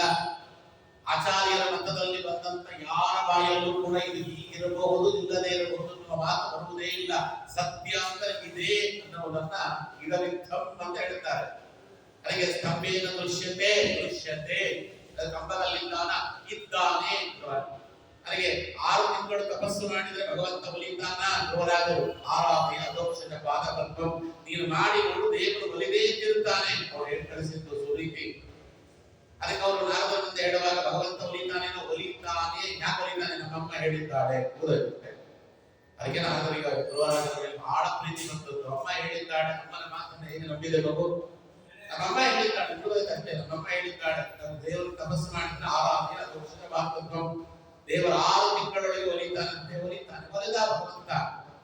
ಹಾಗಾಗಿ ಇದನ್ನ ಧೈರ್ಯ ಅಂತ ಕರೆದು. ಅದಕ್ಕೆ ಧೈರ್ಯ ಅಂದ್ರೆ ಏನು, ಈಗ ಧೈರ್ಯ ಅಂದ್ರೆ ಏನು ಅಂತ ಕೇಳಿದ್ರು. ಯಾರು ಕೇಳಿದ್ರು ಧೈರ್ಯ ಅಂದ್ರೆ ಡೆಫಿನೇಷನ್ ಕೊಡ್ರಿ ಅಂತ ಕೇಳಿದ್ರು. ಧೈರ್ಯ ಅನ್ನೋದಕ್ಕೆ ಡೆಫಿನೇಷನ್ ಕೊಟ್ಟದ್ದು ಎರಡೇ. ಒಂದು ಭಗವದ್ಗೀತೆಯಲ್ಲಿ ಭಗವಂತ ಧೈರ್ಯ ಅಂದ್ರೆ ಏನು ಅಂತ ಹೇಳಿದ. ಆಮೇಲೆ ರಾಘವೇಂದ್ರ ಸ್ವಾಮಿಗಳು ಧೈರ್ಯ ಅಂದ್ರೆ ಏನು ಅಂತ ಹೇಳ್ತಾರೆ. ಮಿಕ್ಕವರೆಲ್ಲ ಕೊಟ್ಟಿದ್ದಾರೆ. ರಾಯರು ನಮ್ಮ ಪಾಲಿನ ತಾಯಿ ಇದ್ದ ಹಾಗೆ.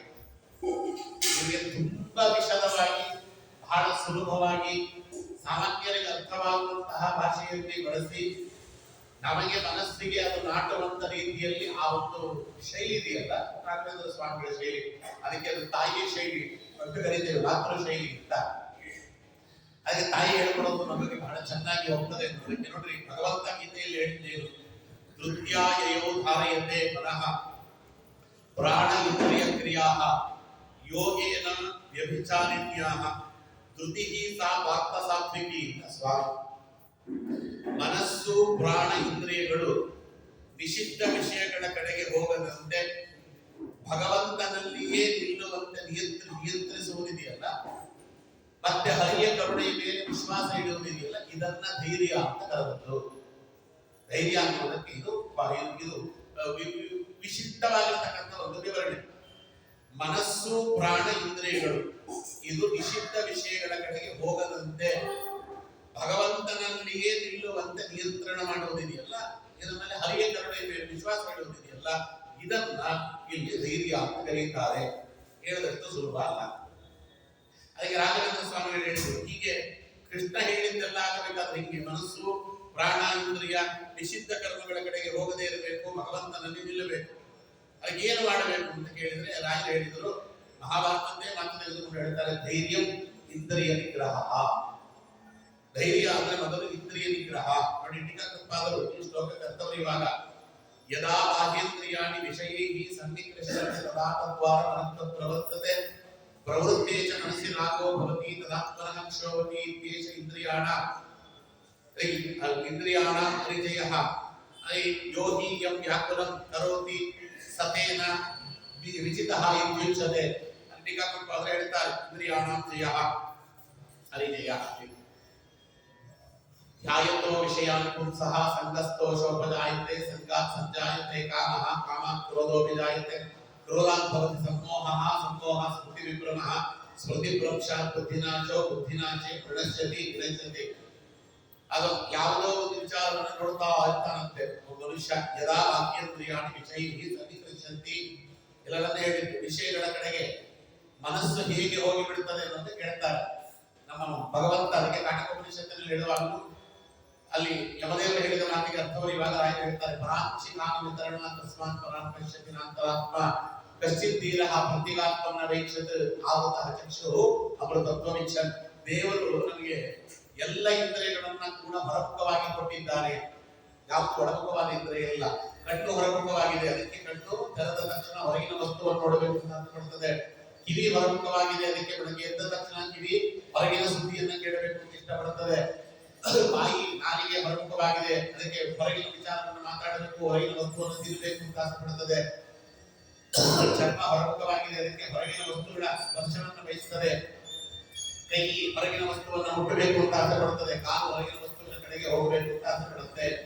ಕೂಗು ಹೊರಗಿನ ಗಂಧವನ್ನು ಆಕರ್ಷಿಸಬೇಕು ಅಂತ ಆಸೆಪಡುತ್ತದೆ. ಕಸ್ತಿತ್ತೀರಃ ಪ್ರತ್ಯೇಗಾತ್ಮನ ವೈಕ್ಷತೆ, ಎಲ್ಲೋ ಒಬ್ಬ ಕೋಟ್ಯಂತರ ಜನದಲ್ಲಿ ಎಲ್ಲೋ ಒಬ್ಬ ಹೊರಗಿನ ಇಂದ್ರಿಯಗಳನ್ನೆಲ್ಲವನ್ನ ಬಿಟ್ಟು ಅವೆಲ್ಲ ಒಳಮುಖವಾಗಿ ಮಾಡಿ ಒಳಗಿರುವಂತಹ ಆತ್ಮಸಾಕ್ಷಿ ಎನ್ನುವಂತ ಇಂದ್ರಿಯ ಇದೆ, ಭಗವಂತನ ವಿಶಿಷ್ಟವಾಗಿರ್ತಕ್ಕಂಥ ಅನುಗ್ರಹಕ್ಕೆ ಪಾತ್ರವಾದದ್ದು. ಅದಕ್ಕೆ ಕಶ್ಚಿತ್ತೀರಃ ಪ್ರತ್ಯೇಗಾತ್ಮನ ವೈಕ್ಷತೆ ಆವೃತಃ ಚಕ್ಷುರೋ ಅಮೃತತ್ವವೆಚ್ಚ. ಯಾರು ಎಲ್ಲ ಇಂದ್ರಿಯಗಳನ್ನು ಒಳಮುಖವಾಗಿ ತಿರುಗಿಸಲಿಕ್ಕೆ ಪ್ರಯತ್ನ ಪಟ್ಟು ಒಳಗಿರುವ ಭಾರತೀಯರನ್ನು ಮುಖ್ಯ ಪಡುವಂತನಾದ ನಮ್ಮ ಬಿಂಬರೂಪಿಯಾದಂತಹ ಸ್ವಾಮಿ ಆತ್ಮಸಾಕ್ಷಿಯ ರೂಪದಲ್ಲಿ ಏನಿದ್ದಾನೆ ಅವನನ್ನ ಯಾರು ಕಾಣಲಿಕ್ಕೆ ಪ್ರಯತ್ನ ಪಡುತ್ತಾನೆ ಅವನನ್ನ ಧೀರ್ಯವಂತ ಅಂತ ಕರೆದಿದ್ದಾನೆ. ಅವರು ಧೈರ್ಯವಂತ, ನಾವೆಲ್ಲ ಧೈರ್ಯವಂತರಲ್ಲ.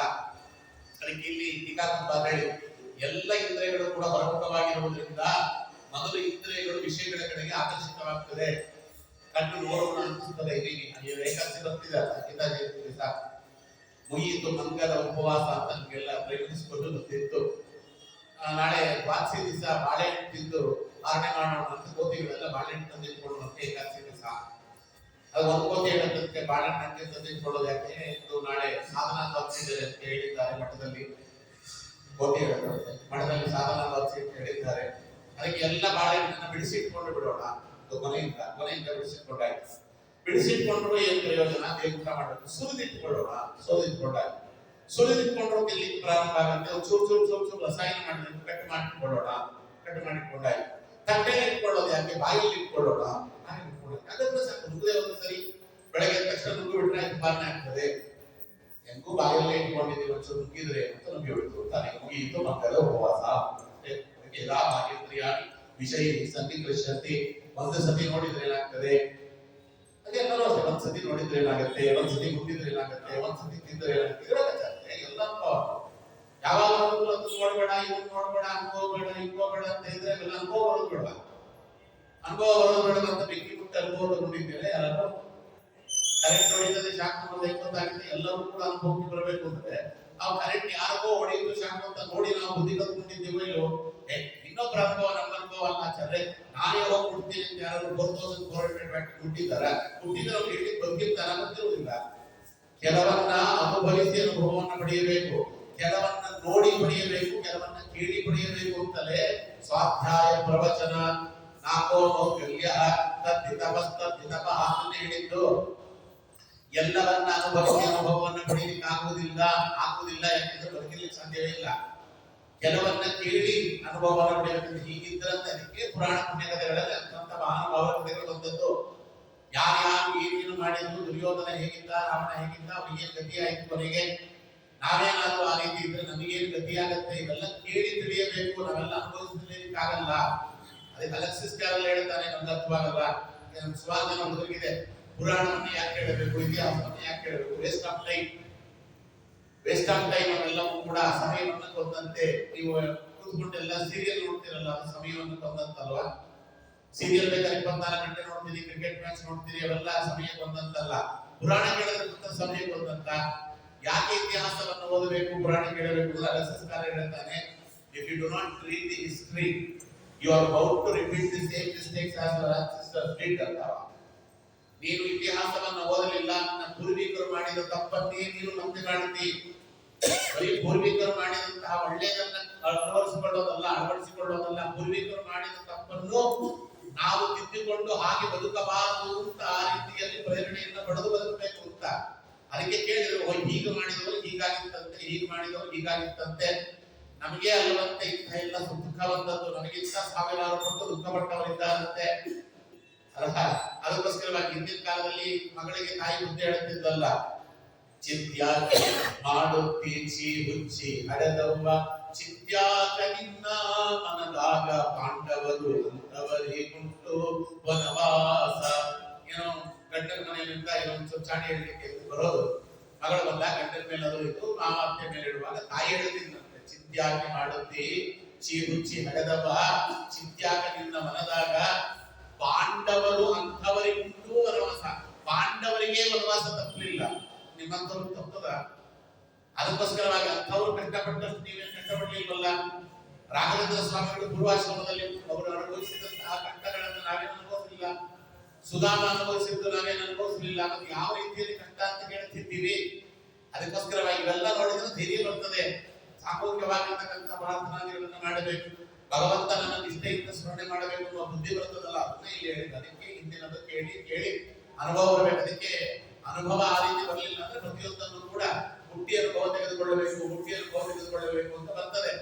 ಅದಕ್ಕೆ ಹಾಗೆ ಒಂದು ಸತಿ ವಾಕ್ಯೇಂದ್ರಿಯಗಳು ವಿಷಯ ಕಡೆಗೆ ಆಕರ್ಷಿತವಾದರೆ, ಯದಾ ವಾಕ್ಯೇಂದ್ರಿಯಾಣಿ ವಿಷಯೇ ಸನ್ನಿಕೃಷ್ಯಂತಿ ತದಾ ತದ್ವಾರ ಮನಃ ಪ್ರವರ್ತತೆ. ಮನಸ್ಸಿಗೆ ಇಂದ್ರಿಯಗಳು ಹೇಳಿದಾಗಂತೆ ಕೊಟ್ಟು ನೋಡೋಣ, ತಿಂದು ನೋಡೋಣ, ಅನುಭವಿಸಿ ನೋಡೋಣ ಅಂತ ಹೇಳ್ತಿರ್ತದೆ. ಪ್ರವೃತ್ತೇಚ ಮನಸ್ಸಿ ರಾಗೋ ಭವತಿ. ಪದೇ ಪದೇ ಇದು ಬಂದು ಬಂದು ಬಂದು ಮನಸ್ಸಿನಲ್ಲಿ ರಾಗ ಅಂದ್ರೆ ಆಸೆ ಹುಟ್ಟುತ್ತದೆ. ಚೆನ್ನಾಗಿ ಹೇಳ್ತಾರೆ ಟೀಕಾಕೃತ್ಪಾದರು ಅಂದ್ರೆ, ತತ ಆತ್ಮನ ಕ್ಷೋಭೋ ಇತ್ಯೇಷ ಇಂದ್ರಿಯಾಣ ಜಯಃ ಯೋಗಿ ಅವ್ಯಾಕುಲಂ ಕರೋತಿ ಸತೇನ ವಿಜಿತಃ ಇತ್ಯುಚ್ಯತೆ. ಇಂದ್ರಿಯಾಣಾಂ ಜಯಃ ಅರಿಜಯಃ. ಅಲ್ಲಿ ಅದಕ್ಕೋಸ್ಕರ ಏನು ಅಂತ ಕೇಳಿದ್ರೆ, ಮನಸ್ಸಿನಲ್ಲಿ ಮೊದಲು ಆಸೆ ಹುಟ್ಟುತ್ತದೆ, ಆಸೆ ಹುಟ್ಟಿದ ಮೇಲೆ ಆತ್ಮಕ್ಷೋಭೆ ಒಳಗಾಗ್ತದೆ. ಆತ್ಮಕ್ಷೋಭೆ ಒಳಗಾಯ್ತು ಅಂದ್ರೆ ಇಂದ್ರಿಯಗಳು ಮನಸ್ಸಿನ ಮೇಲೆ ತಾವು ಜಯವನ್ನು ಸಂಪಾದನೆ ಮಾಡಿದ್ರು ಅಂತ. ಒಂದು ಸತಿ ಇಂದ್ರಿಯಗಳು ಮನಸ್ಸಿನ ಮೇಲೆ ಅವು ಜಯವನ್ನು ಸಂಪಾದನೆ ಮಾಡಿಬಿಟ್ಟರೆ ವ್ಯಾಕುಲಂ ಕರೋತಿ ಸತೇನ ವಿಜಿತಃ ಇತ್ಯುಚ್ಯತೆ. ಅದಾದ ಮೇಲೆ ಮನಸ್ಸು ಇಂದ್ರಿಯಗಳ ಹಿಡಿತದಲ್ಲಿ ಉಳ್ಕೊಳ್ಳುತ್ತದೆ. ಮನಸ್ಸು ಇಂದ್ರಿಯಗಳನ್ನು ಆಳ್ಲಿಕ್ಕಾಗುವುದಿಲ್ಲ. ಒಂದು ಸತಿ ಮನುಷ್ಯ ಇಂದ್ರಿಯಗಳ ಲೋಲುಪತೆಗೆ ಅಂತ ಸಾಧ್ಯ, ಅದು ಜಾರ ಬಿಟ್ಟ ಹೋಯ್ತು. ಅದಕ್ಕೆ ಇದಕ್ಕೆ ಧೈರ್ಯ ಇರಬೇಕು. ಧೈರ್ಯ ಇಂದ್ರಿಯ ನಿಗ್ರಹ. ಅದಕ್ಕೆ ಎಲ್ಲ ಇಂದ್ರಿಯಗಳನ್ನು ಇಂದ್ರಿಯ ನಿಗ್ರಹ ಧೈರ್ಯ, ಎಲ್ಲ ಇಂದ್ರಿಯಗಳನ್ನು ಏಕತ್ರವಾಗಿ ನಿಗ್ರಹ ಮಾಡಲಿಕ್ಕೆ ಆಗುವುದಿಲ್ಲ. ಮನವೇವ ಮನುಷ್ಯಾಣ ಕಾರಣ ದತ್ತಮಕ್ಷಯೋ. ಮನಸ್ಸನ್ನು ನಿಗ್ರಹ ಮಾಡಿಬಿಟ್ರಿ ಎಲ್ಲ ಇಂದ್ರಿಯಗಳು ಕೂಡ ನಿಗ್ರಹವಾಗ್ತದೆ ಅಂತ. ಇಲ್ಲ ಅಂದ್ರೆ ಮನಸ್ಸು ಇಂದ್ರಿಯಗಳ ಹಿಡಿತಕ್ಕೆ ಹೋಗಿಬಿಡುತ್ತದೆ. ಇಂದ್ರಿಯಗಳು ಮನಸ್ಸಿನ ಹಿಡಿತಕ್ಕೆ ಹೋಗಬೇಕು ಅಂತ ಹೇಳೋದು ಬಹಳ ಸುಲಭ.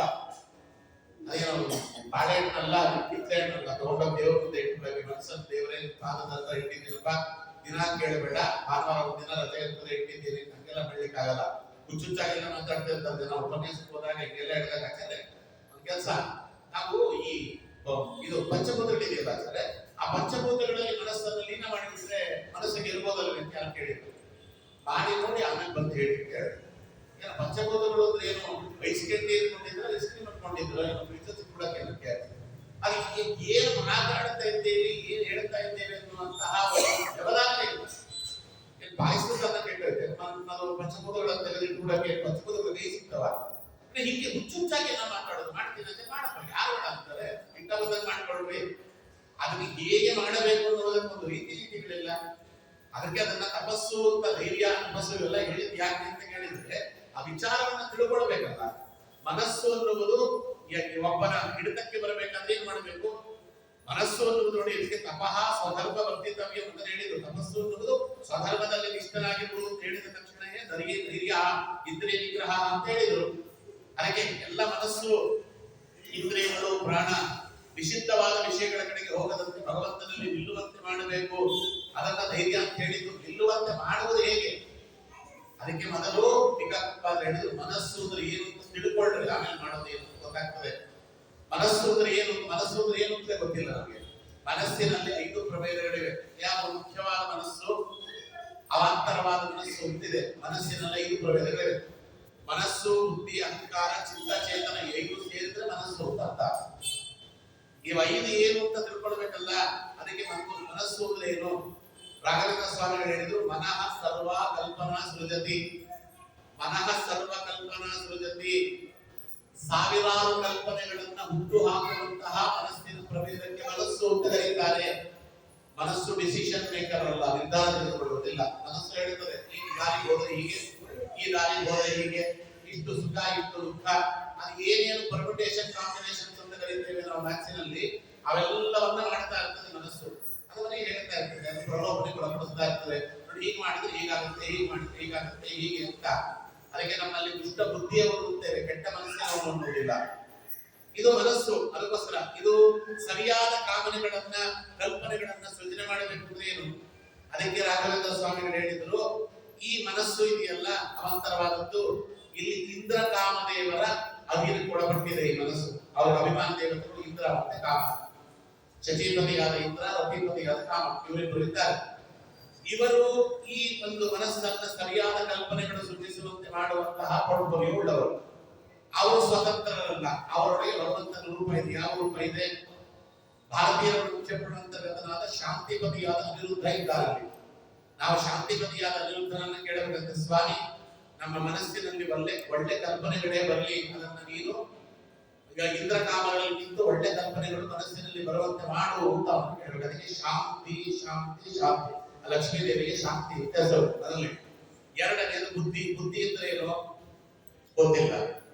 ಯಾರಾದ್ರೂ ಕೇಳ್ರಿ ಬುದ್ಧಿಯನ್ನು ಡಿಫೈನ್ ಮಾಡ್ರಿ ಅಂತ ಕೇಳ್ರಿ, ವಾಟ್ ಇಸ್ ಬುದ್ಧಿ?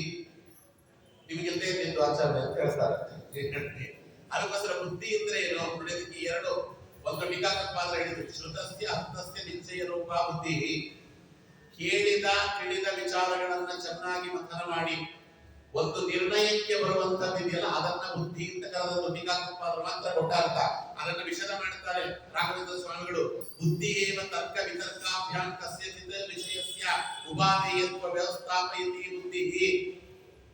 ಕೇಳಿದಂತಹ ತಿಳಿದಂತಹ ಎಲ್ಲ ವಿಚಾರಗಳನ್ನ ಚೆನ್ನಾಗಿ, ಇದು ಸತ್ಯ, ಇದು ಪ್ರಮಾಣ, ಇದು ನಿಶ್ಚಿತ ಅಂತ ಅದನ್ನ ಚೆನ್ನಾಗಿ ಮಥನಗಳನ್ನ ಮಾಡಿ ಅದರಿಂದ ಒಂದು ಡಿಸಿಷನ್, ನಾನು ಈ ನಿರ್ಧಾರಕ್ಕೆ ಬಂದಿದ್ದೇನೆ ಅಂತ ಒಂದು ನಿರ್ಧಾರವನ್ನ ಕಾಣ್ತೀವಲ್ಲ, ಅದಕ್ಕೆ ಬುದ್ಧಿ ಅಂತ ಕರೀತಾರೆ. ಡಿಸಿಷನ್ ಮೇಕರ್ ಇಸ್ ಬುದ್ಧಿ. ಅದಕ್ಕೆ ಬುದ್ಧಿಯನ್ನ ಚೆನ್ನಾಗಿ ಇಟ್ಟುಕೊಂಡ ಮನುಷ್ಯ ಬದುಕ್ತಾರೆ ಲೋಕದಲ್ಲಿ. ನಾವು ತೆಗೆದುಕೊಳ್ಳುವ ನಿರ್ಧಾರದ ವಿರುದ್ಧವಾಗಿ ಮನುಷ್ಯನ ಹಾಳು ಮಾಡಿಬಿಡುತ್ತದೆ ಬುದ್ಧಿ. ಮನಸ್ಸಿನಿಂದ ನಮ್ಮಂಥ ಬಹಳ ಪ್ರಭೇದವಾಗಿರ್ತಕ್ಕಂಥ ಮನಸ್ಸಿನಿಂದ ಅಂಥಕ್ಕೆ ಡೇಂಜರ್ ಇಲ್ಲ, ಅಪಾಯ ಇಲ್ಲ. ಬುದ್ಧಿಯಿಂದ ದೊಡ್ಡ ಅಪಾಯ ಇದೆ. ಅದಕ್ಕೋಸ್ಕರ ಇಲ್ಲಿ ಹೇಳ್ತಾರೆ, ಒಳ್ಳೆಯ ರೀತಿಯಲ್ಲಿ ಬುದ್ಧಿ ಪ್ರಚೋದಿತವಾಗಬೇಕು ಅಂದ್ರೆ ಇದು ಸಾತ್ವಿಕವಾದ ಬುದ್ಧಿ ಬರಬೇಕು ಅಂದ್ರೆ ಇಲ್ಲಿ ನೋಡ್ರಿ, ಪಾರ್ವತಿ ವಾರುಣಿ ಸೌಪರ್ಣಿ 3 ಜನ ಇದ್ದಾರೆ. ಪಾರ್ವತಿ ವಾರುಣಿ ಸೌಪರ್ಣಿ, ರುದ್ರದೇವರ ಪತ್ನಿ, ಗರುಡದೇವರ ಪತ್ನಿ, ಶೇಷದೇವರ ಪತ್ನಿ. ಇವರು ಒಳ್ಳೆಯ ನಿರ್ಧಾರವನ್ನ ಬುದ್ಧಿ ತೆಗೆದುಕೊಳ್ಳಲಿಕ್ಕೆ ಒಳಗಿನಿಂದ ಪ್ರಚೋದನೆ ಮಾಡುವಂತ ತತ್ವಾಭಿಮಾನಿ ದೇವತೆಗಳು. ಅವರು ಸ್ವತಂತ್ರರಲ್ಲ.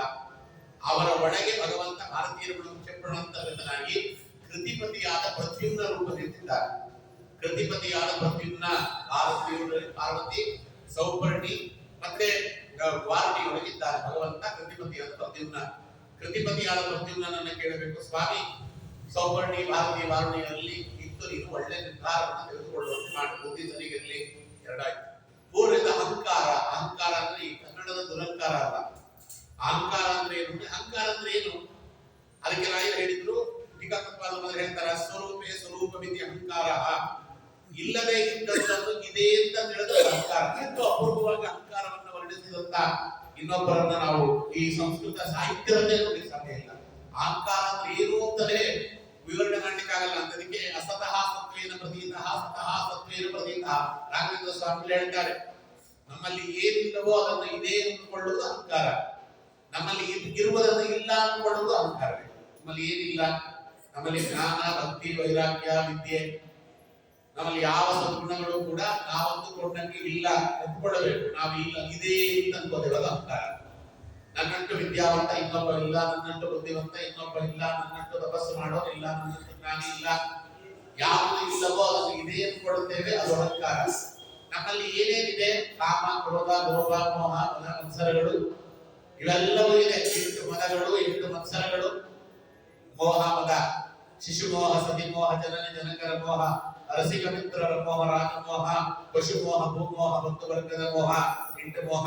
ಅನ್ನಮದ, ಅರ್ಥಮದ, ಅಖಿಲ ವೈಭವದ ಮದ, ಮುನ್ನ ಪ್ರಾಯದ ಮದವು, ರೂಪ ಮದವು, ತನ್ನ ಸತ್ವದ ಮದ, ಧಾತೃವಶವಾದ ಮದ, ಇನ್ನು ತನಗೆ ಎದುರು ಇಲ್ಲೆಂಬ ಮದದಿಂದ 8 ಮದ. 8 ಮೋಹ, 8 ಮದ, ಕಾಮ, ಕ್ರೋಧ, ಲೋಭ, ಮೋಹ, ಮದ, ಮತ್ಸರ. ಇವಿಷ್ಟು ಇದೆ ನಮ್ಮಲ್ಲಿ, ಇಲ್ಲ ಅಂದ್ಕೊಂಡಿದ್ದೇವೆ. ಇದು ಅಹಂಕಾರ. ಯಾವುದನ್ನ ಇದೆ ಅದನ್ನು ಒಪ್ಪಿಕೊಳ್ಳಬೇಕು, ಯಾವುದನ್ನ ಇಲ್ಲ ಅದನ್ನ ಇಲ್ಲ ಅಂತ ಒಪ್ಪಿಕೊಳ್ಳಬೇಕು, ಒಪ್ಪಿಕೊಳ್ಳಬೇಕು. ಎಲ್ಲಿವರೆಗೆ ನಾವು ಒಪ್ಪಿಕೊಳ್ಳುವುದಿಲ್ಲ ಅಲ್ಲಿವರೆಗೆ ನಮಗೆ ಭಗವಂತ ಶೋಧನೆ ಮಾಡಿ ನಮ್ಮನ್ನ ಈ ಅಹಂಕಾರ ರಹಿತರನ್ನಾಗಿ ಮಾಡುವುದಿಲ್ಲ. ನಮ್ಮಲ್ಲಿ 2 ರೀತಿಯ ಜನ ಇದ್ದಾರೆ. ತುಂಬಾ ಬಡವರು ಶ್ರೀಮಂತರಂತೆ ತೋರಿಸ್ಕೊಳ್ತಾರೆ, ತುಂಬಾ ಶ್ರೀಮಂತರು ಬಡವರಂತೆ ತೋರಿಸ್ಕೊಳ್ತಾರೆ. ನೋಡಿದ್ರೆ ಯಾಕೆಂದ್ರೆ ಅವರಿಗೆ ನಮ್ಮಲ್ಲಿ ಎಲ್ಲವೂ ಇದೆ ಅಂತ ಅವ್ರು ರೋಡ್ಗಳನ್ನ ಹಾಕೊಂಡಿರೋರು ಮೈ ತುಂಬಾ ಹಾಕೊಂಡು ಓಡಾಡ್ತಿರ್ತಾರೆ. ಹಾಕೊಂಡು ಓಡಾಡುವಾಗ ಗೊತ್ತಾಗ್ತದೆ ನಿಜವಾದ ಬಂಗಾರ ಅಲ್ಲ, ನಿಜವಾದ ಬಂಗಾರ ಯಾರು ಹಾಕೊಂಡು ಓಡಾಡಲ್ಲ ಅಂತ ಗೊತ್ತಾಗ್ಬಿಡ್ತದೆ. ನಿಜವಾಗಿ ಶ್ರೀಮಂತರು ಅವ್ರು ತುಂಬಾ ಸ್ವರ್ಗದವ್ರು ತೋರಿಸ್ಕೊತಾರೆ. ಯಾರು ಬಂದು ಏನಾದ್ರು ಕೇಳಿಬಿಟ್ರೆ ಭಯ, ಅಯ್ಯೋ ತುಂಬಾ ಲಾಸ್ ಆಗೋಯ್ತಾಚಾರ್ರೆ, ಶೇರ್ ಮಾರ್ಕೆಟ್ ಎಲ್ಲ ಡೌನ್ ಆಗೋಯ್ತು, ಏನಿಲ್ಲ ಶ್ರೀಮಂತರು ಹೊಡ್ಕೊಂಡಿದ್ದೇವೆ ಹೊಟ್ಟೆ ತುಂಬಾ ಕಷ್ಟ ಬಂದ್ಬಿಟ್ಟಿದೆ, ಅವತ್ತು ಸಿಕ್ಕರೆ ಸಾಕು ಹೀಗೆ ಹೇಳ್ಕೊಂಡು ಓಡಾಡ್ತಾರೆ. ಎರಡೂ ಅಹಂಕಾರ.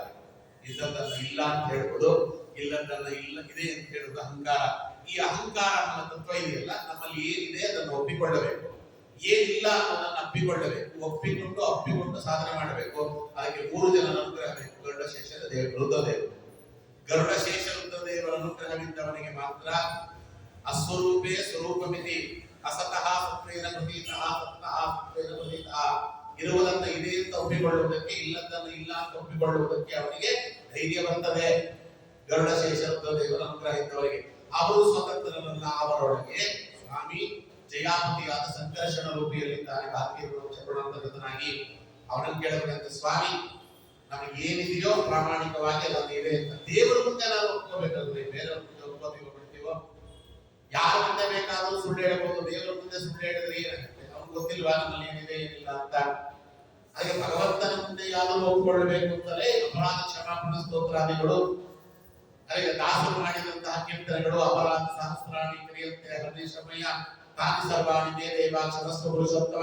ದಿನಂಪ್ರತಿ ಪ್ರಾರ್ಥನೆ ಮಾಡ್ತೇವೆ. ಅದು ಬರೀ ಬಾಯಿ ಮಾತಿನ ಪ್ರಾರ್ಥನೆ ಇಲ್ಲ, ನಿಜವಾದ ಪ್ರಾರ್ಥನೆ. ಸ್ವಾಮಿ ಕೂತಾಗ, ನಿಂತಾಗ, ಎದ್ದಾಗ, ಮಲಗಿದಾಗ, ಆಕಡಿಸಿದಾಗ, ಓಡಾಡಿದಾಗ ಕ್ಷಣ ಕ್ಷಣಕ್ಕೆ ಸಾವಿರಾರು ಅಪರಾಧ ಮಾಡ್ತಿದ್ದೇವೆ ಪ್ರಭು, ದಯವಿಟ್ಟು ಅಪರಾಧಗಳನ್ನು ಕ್ಷಮಿಸುವಂತ ದೇವರ ಹತ್ರ ಕೇಳುವಂತ ಉದಾರ ಭಾವ ಆದ್ರೂ ಇರಬೇಕು. ಇಲ್ವೋ? ಆ ಉದಾರ ಭಾವ ಬರಬೇಕಾದ್ರೆ ದೊಡ್ಡಶೇಷ ರುದ್ರದೇವರ ಅನುಗ್ರಹ ಬೇಕಂತೆ. ಆ ದೊಡ್ಡಶೇಷ ರುದ್ರದೇವರ ಒಳಗೆ ಭಗವಂತ ಜಯಾಪತಿಯಾದ ಸಂಕರ್ಷಣ ನಾಮಕನಾಗಿದ್ದಾನೆ. ಅದಕ್ಕೆ ಅಹಂಕಾರ. ಆಮೇಲೆ ಚಿತ್ತ ಕೊನೆಯದು. ಚಿತ್ತ ಅಂದ್ರೆ ಏನು? ಇವತ್ತು ನೀವು ಡಿಕ್ಷನರಿ ತೆಗೆದಿ. ಚಿತ್ತ ಅಂದ್ರೆ ಬುದ್ಧಿ ಅಥವಾ ಮನಸ್ಸು ಸಮಾನಾರ್ಥಕಗಳು ಅಲ್ಲ. ಸಂಸ್ಕೃತದಲ್ಲಿ 2 ಪದಗಳಿಗೆ ಒಂದೇ ಅರ್ಥ ಇರುವುದಿಲ್ಲ. ಸಂಸ್ಕೃತ ಭಾಷೆಯ ಸೊಗಸು ಒಂದು ಶೇಡ್ ಆಫ್ ಮೀನಿಂಗ್ ಬೇರೆ ಇರ್ತದೆ. ಈಗ ಚಿತ್ತ ಅಂತ ನೋಡ್ರಿ, ಚಿತ್ತ ಅಂತೂ ದೀರ್ಘ ಸ್ಮರಣ ಅಂತ ಸ್ಮರಣ ಹೇತು ಚಿತ್ತ ಟೀಕಾ ಅಂತ ಹೇಳಿ, ನೀವು ಕೇಳಿದ್ದನ್ನ ನೆನಪಿಟ್ಟುಕೊಳ್ತೀರಲ್ಲ, ಆ ನೆನಪಿಟ್ಟುಕೊಳ್ಳುವಂತ ಭಾಗಕ್ಕೆ ಚಿತ್ತ ಅಂತ ಕರೀತಾರೆ. ಚಿತ್ತ ಚಾಂಚಲ್ಯವಾಗಬಾರದು. ಯಾರಿಗೆ ಚಿತ್ತ ಚಾಂಚಲ್ಯವಾಗುತ್ತೆ ಅವ್ರು ಏನನ್ನೂ ಜ್ಞಾಪಕದಲ್ಲಿ ಇಟ್ಟುಕೊಳ್ಳುವುದಿಲ್ಲ. ನಮಗೆ ನಾವು ಏನು ಕೇಳಿದ್ದೇವೆ, ನಾವು ಸಾತ್ವಿಕವಾಗಿರ್ತಕ್ಕಂಥದ್ದನ್ನು ನೋಡಿದ್ದೇವೆ, ಅವೆಲ್ಲವೂ ನಮ್ಮ ಸ್ಮೃತಿ ಪಟಲದಲ್ಲಿ ಶಾಶ್ವತವಾಗಿ ಭದ್ರವಾಗಿರಬೇಕು. ಯಾವಾಗ ಪ್ರಕಟವಾಗಬೇಕು? ಅಂತಕಾಲೇಶು ಮಾತೇವ ಸ್ಮರತ್ವ ಕಲೇವರಂ. ನಮ್ಮ ಅಂತ್ಯಕಾಲದಲ್ಲಿ ಅವೆಲ್ಲವೂ ಕೂಡ ಪ್ರಕಟವಾಗಬೇಕು. ಅವಾಗ ಭಗವಂತನನ್ನು ಅನುಗುಣವಾಗಿ ನಮಗೆ ಗತಿಯನ್ನು ನದಿಯನ್ನು ಕೊಡುತ್ತಾನೆ. ಅದಕ್ಕೆ ಅವೆಲ್ಲವನ್ನ ಚಿತ್ತ ಚಾಂಚಲ್ಯ ಇದ್ದವರಿಗೆ ಎಲ್ಲ ಮರ್ತೋಗ್ಬಿಡ್ತದೆ. ಇದೇ ಜಾಗದಲ್ಲಿ ಇದ್ರು ಯಾರು ಎತ್ತ ಇರಬೇಡ. ಇಲ್ಲಿಂದ ಒಂದು 10 ಮೀಟರ್ 20 ಮೀಟರ್ ದೂರದಲ್ಲಿ ತುಂಬಾ ದೊಡ್ಡ ದೊಡ್ಡ ವಿದ್ವಾಂಸಗಳಿಗೆ ಕಾರಣ. ಬಾಲ್ಯದಲ್ಲಿ ಪಾಠ ಕಲಿತಿದ್ದ ಗುರುಗಳು ಕರ್ಕೊಂಡು ಬರೋರಿಗೆ ಬಹಳ ವರ್ಷಗಳಿಂದ ಸುಮಾರು 30-35 ವರ್ಷದಿಂದ ಕಥೆ ಹೇಳ್ತಾ ಇದ್ದಾರೆ. ಕರ್ಕೊಂಡು ನಮಸ್ಕಾರ ಮಾಡಿಸೋರು ಅವರಿಗೆ. ನೋಡಪ್ಪ ಇವರೆಲ್ಲ ಸತ್ಯಧ್ಯಾನ ತೀರ್ಥ ಶ್ರೀಪಾದಂಗಳವರೆಲ್ಲ ಅಧ್ಯಯನ ಮಾಡಿದವರು, ವಿದ್ಯಾರ್ಥಿ ತೀರ್ಥವರೆಲ್ಲ ಅಧ್ಯಯನ ಮಾಡಿದವರು ಅಂತ ದೊಡ್ಡ ದೊಡ್ಡ ಪಂಡಿತರು. ಕೊನೆಗೆ ಏನಾಗಿಬಿಡ್ತು ಅವರಿಗೆ ಅಂದ್ರೆ, ಅವರಿಗೆ ಎಲ್ಲ ಮುಗಿಸ್ಬಿಟ್ಟಾರೆ ಅವರು. ನಾರಾಯಣ ಸುರಗುರು ಏನ್ ಹೇಳಿದೆ ಅಂತ ಕೇಳೋರು. ಮೊದಲನೇದೇ ನಾವು ದೇವಂತೆ ಸದಾ ಯಾವುದು ಅಂತ ಕೇಳೋರು. ಅಷ್ಟು ಬರವು ಕೊಟ್ಟು ಬಿಟ್ಟ ದೇವರ ಬರವು ಕೊಟ್ಟು ಕಥೆ ಏನು? ಅದಕ್ಕೆ ದೇವರಲ್ಲಿ ಚಿತ್ತ ಚೆನ್ನಾಗಿರ್ಲಿ, ಚಿತ್ತ ಚೆನ್ನಾಗಿರ್ಲಿ, ಚಿತ್ತ ಚೆನ್ನಾಗಿರ್ಲಿ. ಆ ಚಿತ್ತದಲ್ಲಿರುವುದೇ ಮುಖ್ಯ ಪ್ರಾಣದೇವರು. ಮುಖ್ಯ ಪ್ರಾಣದೇವರ ಅನುಗ್ರಹ ಇದ್ದವರಿಗೆ ಮಾತ್ರ ಚಿತ್ತ ಚಾಂಚಲ್ಯವಾಗುವುದಿಲ್ಲ. ಆ ಮುಖ್ಯ ಪ್ರಾಣದೇವರು ಕೂಡ ಸ್ವತಂತ್ರರಲ್ಲ, ಅವರೊಳಗೆ ಮಾಯಾಪತಿಯಾದ ವಾಸುದೇವ ಇದ್ದಾನೆ. ಒಬ್ಬರು ನಾನು ನೋಡಿದ್ದೆ, ದೊಡ್ಡ ಪಂಡಿತರು ಮಲಗಿದ್ದಾರೆ. ಇನ್ನೇನು 5 ನಿಮಿಷಕ್ಕೋ 10 ನಿಮಿಷಕ್ಕೋ ಪ್ರಾಣ ಹೋಗ್ತದೆ. ಅವ್ರ ಕಿವಿಯಲ್ಲಿ ಬಂದು ಮಗ ಹೇಳ್ತಾ ಇದ್ದೇನಪ್ಪ, ನಾರಾಯಣ ಗೋವಿಂದ ವೆಂಕಟೇಶ ಎಷ್ಟು ಸುಧಾಮಣ ಮಾಡಿದ್ದಿ, ಚಂದ್ರಿಕಾಕರ್ತವನ್ನಿಟ್ಟು ಅಧ್ಯಯನ ಮಾಡಿದ್ದಿ ಹೇಳು ಅಂದ್ರೆ ಅವ್ರು ಬಿಟ್ಟು ಬಿಟ್ಟು ಹೋಗಲೇ ಇಲ್ಲ. ನಮ್ಮ ಕೈಲಿಲ್ಲ ಇದು. ಅಂಥವರಿಗೆ ನಾನು ಕಂಡಂಗೆ ಒಂದು 300-400 ಜನರನ್ನ ತಯಾರು ಮಾಡಿದಂತ ದೊಡ್ಡವರು ಅವರು ಅಂತ್ಯಕಾಲದಲ್ಲಿ ಭಗವಂತನ ನಾಮಸ್ಮರಣೆ ಬರಲಿಲ್ಲ ಅಂತ ಧ್ರುವ ಅಲ್ಲ. ಅಂತ್ಯಕಾಲೇಶು ಮಾನ್ಯವ ಸ್ಮರಣಮುಕ್ತವಾಗಲೇ ನನಗೆ ಸಂತತಂ ಚಿಂತೆಯೇನಂತ ಕಾಲ ವಿಶೇಷದ. ಅದನ್ನ ನೋಡ್ರಿ, ಆತ್ಮನಿಯನಾಥ ಅನ್ನುವಂತಹ ಒಬ್ಬ ಮಹಾಭಾರತದ ಸಂತ ಆಚಾರ್ಯರ ದ್ವಾದಶ ಸ್ತೋತ್ರವನ್ನ ಮರಾಠಿಗೆ ತರ್ಜುಮೆ ಮಾಡಿದ್ದಾರೆ. ಮಾತು ಹೇಳ್ತಾನೆ, ಅಂತ್ಯಕಾಲೇ ಜೋಮ ಭೀತೇಚಿ ಪ್ರಾಣಿಯ ಸಿದ್ಧಾಣಗತಿ ಯಾರನೇ ಶ್ರೀ ಕೃಷ್ಣ ಚಿತ್ತಂ ಅಹೋರಾತ್ರ ಸ್ಮರಾವ. ಆಚಾರ್ಯರ ಮಾತಿಗೆ ಅವರು ವ್ಯಾಖ್ಯಾನ ಮಾಡ್ತಾರೆ. ಆಚಾರ್ಯರು ಹೇಳಿದ್ದಾರೆ, ಸಂತತಂ ಚಿಂತೆಯೇನಂತಂ ಅಂತಕಾಲೇ ವಿಶೇಷತಃ ಅಂತ. ಸತತವಾಗಿ ಚಿಂತನೆ ಮಾಡಿದ್ರೆ ಅಂತ್ಯಕಾಲದಲ್ಲಿ ವಿಶೇಷವಾಗಿ ಮಾಡ್ಲಿಕ್ಕೆ ಅಂತ ಬರ್ತದೆ ಅಂತ ಹೇಳ್ತಾರೆ. ಅದಕ್ಕೆ ವ್ಯಾಖ್ಯಾನ ಏನು, ಯಾಕೆ ಹೇಳಿದ್ದಾರೆ ಆಚಾರ್ಯರು ಅಂದ್ರೆ, ಅಂತ್ಯಕಾಲ ಯಾವಾಗ ಅಂತ ನಮ್ಗೆ ಹೇಗೆ ಗೊತ್ತಾಗ್ತದೆ, ಯಾವಾಗ ನಾವು ಸಾಹಿತ್ಯ ಗೊತ್ತಿಲ್ಲ. ಅಂತ್ಯಕಾಲೇ ಜೋಮಿ ತೇಜಿ ಪ್ರಾಣಿಯ ಸಿದ್ಧಾಣಗತಿ. ಅಂತ್ಯಕಾಲದಲ್ಲಿ ನಮ್ಮ ಮತಿ ಹೇಗಿರ್ತದೋ ಅದು ಸರಿಯಾದ ಗತಿ ಬರ್ತದೆ. ನಾವು ಪ್ರಾಬ್ಲಮ್ ಆಗಿರೋದು ಏನು, ನಮ್ಮ ಅಂತ್ಯಕಾಲ ಯಾವಾಗ ಅಂತ ಗೊತ್ತಿಲ್ವೇ, ಪರೀಕ್ಷೆದಾಗ ಗೊತ್ತಿತ್ತು ನಮ್ಗೆ ಗೊತ್ತಿಲ್ವಲ್ಲ. ಅದಕ್ಕೆ ಯಾವಾಗ ಅಂತ್ಯಕಾಲ ಬರ್ತದೋ ಗೊತ್ತಿರೋದಕ್ಕೆ ಅಹೋರಾತ್ರ ಸ್ಮರಣ, ಸತತವಾಗಿ ಅಹೋರಾತ್ರ ಸ್ಮರಣೆ ಮಾಡ್ತಿದ್ದಾಗ ಯಾವಾಗ ಬೇಕಾದ್ರೂ ಅಂತ್ಯಕಾಲ ಬರೋದು ಪರವಾಗಿಲ್ಲ, ಅಂತ್ಯಕಾಲದ ಸ್ಮರಣೆ ಮಾಡದಂಗ ಆಗ್ತದೆ. ಹೀಗೆ ಅದನ್ನ ರೂಢಿಸಿಕೊಡಬೇಕು ಅಂತ ಅವ್ರು ಹೇಳಿದ್ರು. ಹಾಗೆಲ್ಲ ಮುಕ್ಕಟ್ಟೆಯಾಗಿ ಅಂತ್ಯಕಾಲದಲ್ಲಿ ನಮಗೆ ಭಗವನ್ನಾಮ ಸ್ಮರಣಾದಿಗಳು ಬರುವುದಿಲ್ಲ ಅಂತಲೇ ಚಿತ್ತಚಾಂಚಲ್ಯವಾಗಬಾರದು ಅನ್ನುವುದಕ್ಕೆ ಮುಖ್ಯ ಪ್ರಾಣಾಂತರ್ಗತಕ್ಕೆ ಎಲ್ಲರಿಗೂ ಭಾರತೀಯರ ಮುಖ್ಯ ಪ್ರಾಣಾಂತರ್ಗತ, ಭಾರತೀಯರ ಮುಖ್ಯ ಪ್ರಾಣಾಂತರ್ಗತ. ಐದನೇದು ಚೇತನ. ಕೊನೆಯದು ಚೇತನ ಅಂದ್ರೆ ಇದು ಚೇತನ ವ್ಯಾಪ್ತಿ ಅಂತ ಬರೀತಾರೆ. ಒಳಗಿರುವಂತಹ ನಮ್ಮ ಜೀವಾತ್ಮ ಅಡಿಯಿಂದ ಕುಡಿಯುವವರೆಗೂ ವ್ಯಾಪ್ತನಾಗಿದ್ದಾನಲ್ಲ, ಆ ವ್ಯಾಪ್ತತೆ ಇದೆಯಲ್ಲ, ಆ ವ್ಯಾಪ್ತತೆ ಆ ಬ್ರಹ್ಮದೇವರ ಪೋರ್ಟ್ಫೋಲಿಯೋ. ಅವರೊಳಗೆ ಭಗವಂತ ತಾನು ಲಕ್ಷ್ಮೀ ನಾರಾಯಣನಾಗಿ ನೆಲೆಸಿದ್ದಾನಂತೆ. ಹಾಗಾಗಿ ಇಲ್ಲಿ ಚುಚ್ಚುದ್ರು ನೋಡ್ತದೆ, ಕಾಲಲ್ಲಿ ಚುಚ್ಚುದ್ರು ನೋಡ್ತದೆ. ಯದ್ಯಪಿ ಹೃದಯದಲ್ಲಿ ಜೀವ ಇದ್ರೂ ಕೂಡ ಅವನ ವ್ಯಾಪ್ತತೆ ಅಡಿಯಿಂದ ಕುಡಿಯುವವರೆಗೂ ಇದೆ. ಆ ವ್ಯಾಪ್ತತೆಯನ್ನು ಕೂಡ ಮನಸ್ಸಿನ ಒಟ್ಟು ಐದಾಯ್ತು: ಮನಸ್ಸು, ಚಿತ್ತ, ಬುದ್ಧಿ, ಅಹಂಕಾರ, ಚೇತನ. ಈ ಐದು ಜನ ದೇವತೆಗಳು. ಆ ದೇವತೆಗಳ ಅಂತರ್ಯಾಮಿಯಾಗಿ ಮುಖ್ಯ ಪ್ರಾಣದೇವರು, ಆ ಮುಖ್ಯ ಪ್ರಾಣದೇವರ ಅಂತರ್ಗತನಾಗಿರ್ತಕ್ಕಂಥ ಭಗವಂತ. ಆ ಭಗವಂತನನ್ನು ಅನುಗ್ರಹ ಪಡೆದವರಿಗೆ ಮಾತ್ರ ಅವರಿಗೆ ಅವಾಗ ನಿಮಗೆ ಅದು ಧೈರ್ಯ ಇಂದ್ರಿಯ ನಿಗ್ರಹ ಅಂತ ಅದಕ್ಕೆ ಹೇಳ್ತಾರೆ. ಒಂದು ಮಾತನ್ನು ನೋಡ್ಬಿಡೋಣ. ಮಿಕ್ಕಿದ ಬುದ್ಧಿ ಬಗ್ಗೆ ಸ್ವಲ್ಪ ನೋಡ್ಬೇಕಾಗಿದೆ. ಬುದ್ಧಿ ಸರಿ ಹೋಗ್ಬೇಕಲ್ಲ ಆಚಾರ್ಯ ಅಂತ. ಅಭಿಮಾನ ನಾಮ ಶೋಭನತ್ಯಾಸರಿಗಿಂತ ಸ್ನೇಹ ಅರಿತ್ವಾದಿ ಭ್ರಮನಿಂದ ಕೋದ್ವೇಷಶ್ಚ ಶರೀರೇಂದ್ರಿಯ ಅಂತಃಕರಣೇಶು ಮಮತಾ ಅತಿಶಯ ಹೇತುಕಃ ಅವಿವೇಕಃ ಅಂತ ಟೀಕಾಕೃಪಾದರು ಪ್ರಮೇಯ ದೀಪಿಕಾದಲ್ಲಿ 2ನೇ ಅಧ್ಯಾಯದ 14ನೇ ಶ್ಲೋಕಕ್ಕೆ ಅರ್ಥವನ್ನು ಬರೀತಾರೆ. ಇಂದ್ರಿಯಗಳಿಂದ ಸುಖವೂ ಇಲ್ಲ ದುಃಖವೂ ಇಲ್ಲ ತಪ್ಪೆಳೆದಿದ್ದೀರಿ. ಯಾವ ಇಂದ್ರಿಯವೂ ನಮಗೆ ಸುಖ ಕೊಡುವುದಿಲ್ಲ, ಯಾವ ಇಂದ್ರಿಯಗಳು ನಮಗೆ ದುಃಖ ಕೊಡುವುದಿಲ್ಲ. ಇಂದ್ರಿಯಗಳಿಂದ ನಮಗೆ ಸುಖ ದುಃಖ ಆಗಬೇಕಾದ್ರೆ ಅದರಲ್ಲಿ ಮನಸ್ಸು ಮಾಡುವ ಅಭಿಮಾನ ಕಾರಣ. ಯಾರೋ ಒಬ್ಬ ಬೈದ ತಕ್ಷಣ ನಮಗೆ ದುಃಖ ಆಗುವುದಿಲ್ಲ, ಬೈದ ತಕ್ಷಣ ನಮಗೆ ಸುಖವಾಗುವುದಿಲ್ಲ. ನಮ್ಮ ಮೊಮ್ಮಗು ನಮಗೆ ಬೈದು ಸುಖವಾಗ್ತದೆ. ಆಗತ್ತೆ ಹೋಗ್ತಾ ನಿಮ್ಗೆ ಬುದ್ಧಿನೇ ಇಲ್ಲ, ಎಲ್ಲಾರು ಮಟ್ಟಿ ದುಃಖ ಬೈತದೆ ಮೊಮ್ಮಗು. ತಾತ ಏನಾರು ಕೋಪ ಮಾಡ್ಕೊಳ್ಳಲ್ಲ. ಏನ್ ಚೆನ್ನಾಗಿ ಬೈತಾನೆ ಅಂತೀರಿ ಆಚಾರ್ಯ, ನಮಗು ಒಂದ್ಸತಿ ನಿಮಗೂ ಬೈಸ್ತೀನಿ ನೋಡಿ ಅಂತ. ಇಲ್ಲಿ ಕೂತಿದ್ದೆ ನೀರಲ್ಲಿ ಅವಾಗ ಒಂದು 15 ವರ್ಷದಿಂದ ಶ್ರೀನಿವಾಸ ಕಲ್ಯಾಣ ಹೇಳ್ಬೇಕಾಯ್ತು. ಅದ್ಯಾವುದೋ ಒಂದು ಮಗು ಬಾಲಾಡ್ತಾ ಇತ್ತು ಅಲ್ಲಿ. ನಾನು ಕೂತಿದ್ದೆ ಅಲ್ಲಿ ಕೆಳಗಡೆಗೆ ಅಧ್ಯಯನ ಮಾಡ್ತಾ ಬಾಲ್ ನನ್ನ ಕೆಳಗಡೆ ಬಂತು. ಸರಿ ತಿರುಗಿ ನೋಡೋಲ್ಲ, ಮಗು ಜಾಡ್ ಸುದೀತು.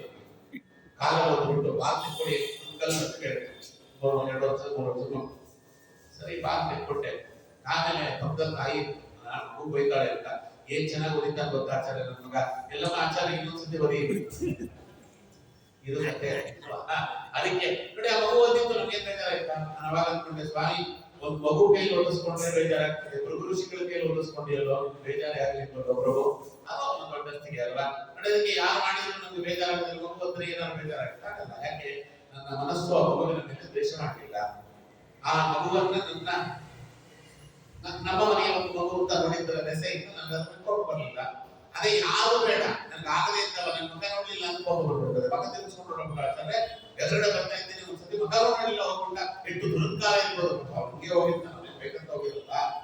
ನಮಗಾಗದೇ ಇದ್ದವ್ರು ಏನು ಮಾಡಿದ್ರು ತಪ್ಪಾಗಿ ಕಾಣ್ತದೆ, ನಮ್ಗೆ ಆಗುವವರು ಏನು ಮಾಡಿದ್ರು ಸುಖವಾಗಿ ಕಾಣ್ತದೆ. ಅದರಿಂದಲೇ ಕೇವಲ ಇಂದ್ರಿಯಗಳು ಯಾವುದೋ ತಿನ್ನುವುದರಿಂದ ಸುಖ ಆಗುದಿಲ್ಲ. ಆ ತಿನ್ನುವುದು ಮನಸ್ಸಿನಲ್ಲಿ ಆಪ್ಯಾಯಮಾನವನ್ನು ಮೂಡಿಸಿದ್ರೆ ಸುಖವಾಗ್ತದೆ. ಈಗ ನಾವು ಆಹಾರವನ್ನು ತಿನ್ನಕ್ಕೆ ಔಷಧಿಯನ್ನು ತಿಂತೇವೆ, ಯಾರು ಸುಖ ಪಡ್ಕೊಂಡು ತಿಂತಾರೆ. ನಾನು ಡೋಲೋಸಿಕ್ಸ್ ಬಿಟ್ಟಿದ್ದೀನಿ, 3 ತಗೋತೀನಿ ಅಂತಾರೆ. ಏನ್ ರುಚಿಯಾಗಿರ್ತದೆ ಅಂತೀರಿ ಯಾರು ಅಂತಾರೆ. ಅದು ಸುಖ ಇಲ್ಲ. ಅದು ನುಂಗುವುದು, ಕಹಿ ಮದ್ದ ನುಂಗುವುದು, ಅದೆಲ್ಲ ಸುಖ ಅಲ್ಲ. ಯಾವುದು ಸುಖ? ಯಾವುದು ಮನಸ್ಸು ಅದರಲ್ಲಿ ಆಪ್ಯಾಯತನೆಯನ್ನು ಬಿಡುತ್ತದೆ, ಆಪ್ಯಾಯಮಾನತನವನ್ನು ಉಂಟು ಮಾಡ್ತದೆ, ಸುಖ. ಅದಕ್ಕೆ ಮನಸ್ಸು, ಅದಕ್ಕೆ ಇಲ್ಲಿ ಹೇಳ್ತಾ ಇದ್ದಕ್ಕೆ ಮನಃ ಇಂದ್ರಿಯ ನಿಗ್ರಹ. ಮನಸ್ಸನ್ನ ಚೆನ್ನಾಗಿ ಗೆದ್ದು ಬಿಟ್ರೆ ಅವಾಗ ಇಂದ್ರಿಯ ನಿಗ್ರಹವಾಗ್ತದೆ. ಯಾವಾಗ ಇಂದ್ರಿಯ ನಿಗ್ರಹ ಆಗುತ್ತೆ ಅದು ಧೈರ್ಯಕ್ಕೆ ಎಡೆ ಮಾಡಿಕೊಡುತ್ತದೆ. ಅದಕ್ಕೋಸ್ಕರವಾಗಿ ಹೇಳಿದ್ದಕ್ಕೆ ಮನಸ್ಸನ್ನ ಈ ಮನಸ್ಸನ್ನು ಹೇಗೆ ಇಂದ್ರಿಯ ನಿಗ್ರಹಕ್ಕೆ ಒಳಪಡಿಸುವುದು ಹೇಗೆ ಅನ್ನೋದಕ್ಕೆ ದಾನ ಸ್ವಧರ್ಮೋ ನಿರ್ಮೋಯಮಶ್ಚ ಶ್ರುತಾನಿ ಕರ್ಮಾಣಿ ಚ ಸದ್ವ್ರತಾನಿ ಸರ್ವೇ ಮನು ನಿಗ್ರಹ ಲಕ್ಷಣಾಂತಹ ಪುರೋಹಿಯಾಕೋ ಮನಸ್ಸ ಸಮಾಧಿ. ಮೊದಲು ದಾನ ಮಾಡುವುದನ್ನು ಅಭ್ಯಾಸ ಮಾಡು. ಮನಸ್ಸು ಸರಿ ಹೋಗ್ಬೇಕಾದ್ರೆ ದಾನ ಮಾಡಬೇಕಂತೆ. ಯಾಕೆ ಅಂದ್ರೆ ಅಲ್ಲಿ ನಮಗೆ ಅಟ್ಯಾಚ್ಮೆಂಟ್ ಬಿಡುತ್ತದೆ. ತುಭ್ಯ ಮಹಾಪ್ರದದೆ ರಕ್ತಂ ನಮಮ ನಮಮ ಅಂತ ಅವ್ರು ಹೇಳ್ತಾರೆ. ಮಾತ್ರ ಇದುವರೆಗೂ ಈ ವಸ್ತು ನಂದಾಗಿತ್ತು, ಇನ್ನೊಂದು ಕ್ಷಣದಿಂದ ಇದಕ್ಕೂ ನನಗೂ ಸಂಬಂಧ ಇಲ್ಲ.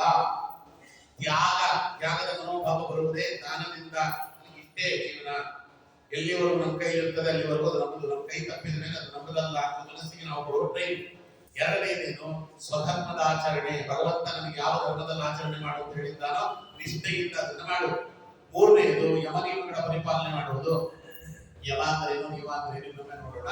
ಒಳ್ಳೆಯ ಕರ್ಮಗಳಲ್ಲಿ ನಮ್ಮನ್ನು ತೊಡಗಿಸಿಕೊಳ್ಳುವುದು, ಸತ್ವ್ರತಾದಿಗಳನ್ನು ಮಾಡುವುದು, ಸದಾಚಾರ ಶ್ರವಣ ಮಾಡುವುದು, ಮನಸ್ಸನ್ನು ಇಂದ್ರಿಯ ಜಾಲದಿಂದ ಬಿಡಿಸಿ ಭಗವಂತನಲ್ಲಿ ನಿಯೋಗಿಸುವುದಕ್ಕೆ ಅತ್ಯುತ್ತಮವಾಗಿರ್ತಕ್ಕಂಥದ್ದು ಹೇಳ್ತಾ ಟೀಕಾಕೃತ್ಪಾದರು ಮಾತು ನೋಡಿಬಿಡೋಣ. ಭಗವಾನೇವ ಸರ್ವಾಸ್ಮ ಉತ್ಕೃಷ್ಟಃ ಇತಿ ಜ್ಞಾತ್ವಾ ತಸ್ಮಿನ್ನೀವ ನಿರಂತರಂ ಮನಸೋ ಯೋಜನ ಇಂದ್ರಿಯೇಯ ಪರಂ ಸಾಧನಂ ಇತಿ ಭಾವಃ. ಭಗವಾನ್ ಏವ ಸರ್ವಸ್ಮಾತ್ ಉತ್ಕೃಷ್ಟಃ. ದೇವರೊಬ್ಬನೇ ಸರ್ವಶ್ರೇಷ್ಠ, ಅವನೇ ಸರ್ವೋತ್ತಮ, ಅವನೇ ಸರ್ವಾಶ್ರಯ, ಅವನೇ ಸರ್ವಾಧಾರ, ಅವನೇ ಸರ್ವ ಪರಿಪಾಲಕ, ಅವನೇ ಸರ್ವಗತ, ಅವನೇ ಸರ್ವವ್ಯಾಪ್ತ. ಈಗ ಅವನ ಬಗ್ಗೆ ಚಿಂತನೆ ಮಾಡ್ತಾ ಮಾಡ್ತಾ ಮಾಡ್ತಾ ಮಾಡ್ತಾ ಭಗವಂತನನ್ನೇ ಕ್ಷಣ ಬಿಡದೆ ಮನಸ್ಸನ್ನು ನಿಲ್ಲಿಸುವುದಕ್ಕೆ ಪ್ರಯತ್ನ ಪಡ್ರಿ.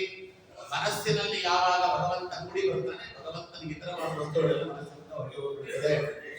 ಅಷ್ಟು ಸುಲಭ ಅಲ್ಲ. ಅದಕ್ಕೆ ಅರ್ಜುನ ಕೇಳಿದೆ, ಚಂಚಲಂತಿ ಮನಃಕೃಷ್ಣ ಪ್ರಮಾತಿ ಬಲವದೃಢಂ ತಸ್ಯಾಹಂ ವಿಗ್ರಹಂ ಮನ್ಯೆ ಸುವಾಯೋರಿವ ದುಷ್ಕರಂ ಅಂತ. ಚಂಚಲಂತಿ ಮನಃಕೃಷ್ಣ ಪ್ರಮಾತಿ ಬಲವದೃಢಂ. ಮನಸ್ಸು ಎಷ್ಟು ಚಂಚಲ ಇಡೀ ಇಡೀ ಹೇಳ್ತಿದ್ದೆ ಕೃಷ್ಣ. ಅದಕ್ಕೆ ಅಂದ್ರೆ ತಸ್ಯಾಹಂ ವಿಗ್ರಹಂ ಮನ್ಯೆ ವಾಯೋರ್ವಸ್ತು ದುಷ್ಕರಂ. ಗಾಳಿಯನ್ನ ಕೈಯಲ್ಲಿ ಹಿಡಿಯುವುದು ಎಷ್ಟು ಕಷ್ಟವೋ ಮನಸ್ಸನ್ನು ಹಿಡಿಯುವುದು ಅಷ್ಟು ಕಷ್ಟ ಅಲ್ಲವೇನೋ ಕೃಷ್ಣ ಅಂತ ಹೇಳಿದಾಗ ಕೃಷ್ಣ ಅದಕ್ಕೆ ಹೇಳಿದ, ಇಲ್ಲ ಅರ್ಜುನ ತಪ್ಪು ಅಂತ ಹೇಳಿಲ್ಲ. ಅಸಂಶಯಂ ಮಹಾಬಾಹೋ ಮನೋದುರ್ನಿಗ್ರಹಂಚ. ನೀವು ಹೇಳಿದ್ದು ಸತ್ಯ ಅರ್ಜುನ ಅಂತಾನೆ ಕೃಷ್ಣ. ಮನಸ್ಸನ್ನು ನಿಗ್ರಹ ಮಾಡುವುದು ಕಷ್ಟ, ಅಸಾಧ್ಯ ಅಲ್ಲ.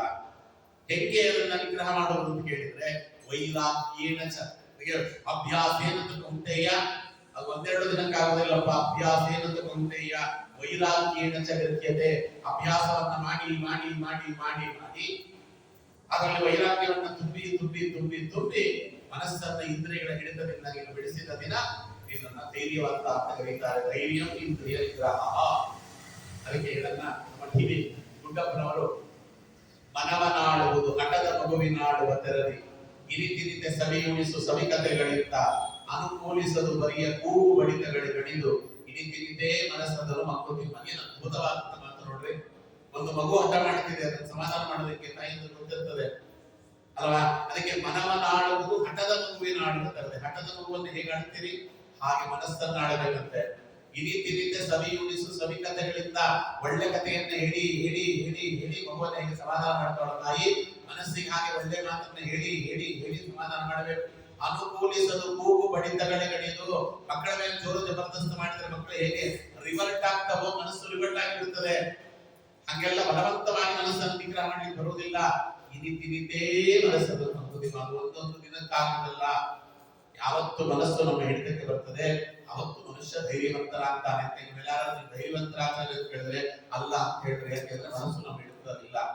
ನಾವು ಅಂದ್ಕೊಂಡ ಧೈರ್ಯವೇ ಬೇರೆ, ಈ ಧೈರ್ಯವೇ ಬೇರೆ. ಧೈರ್ಯ ಇಂದ್ರಿಯ ನಿಗ್ರಹ ಅಂತ ರಾಘವೇಂದ್ರ ಸ್ವಾಮಿ ಹೇಳಿದ ಮಾತನ್ನ ಇಲ್ಲಿ ನಾಪಿಸ್ಕೊಳ್ತಾ ಮುಂದಿನ ಪ್ರಶ್ನೆ ಏನು ಅವ್ರೇನ್ ಕೇಳಿದ ನಾಳೆ ನೋಡೋಣ ಅಂತ ಹೇಳ್ತಾ ಇವತ್ತಿನ ಉಪನ್ಯಾಸಕ್ಕೆ ಸರ್ವೇಂದ್ರ ವೇದಿಕೆಯನ್ನ ಶ್ರೀ ಪ್ರಾಣಪತಿ ಸಹಾಯದ ಪ್ರಿಯತಾಂ ಕಮಲಾಯ ಶ್ರೀ ಕೃಷ್ಣ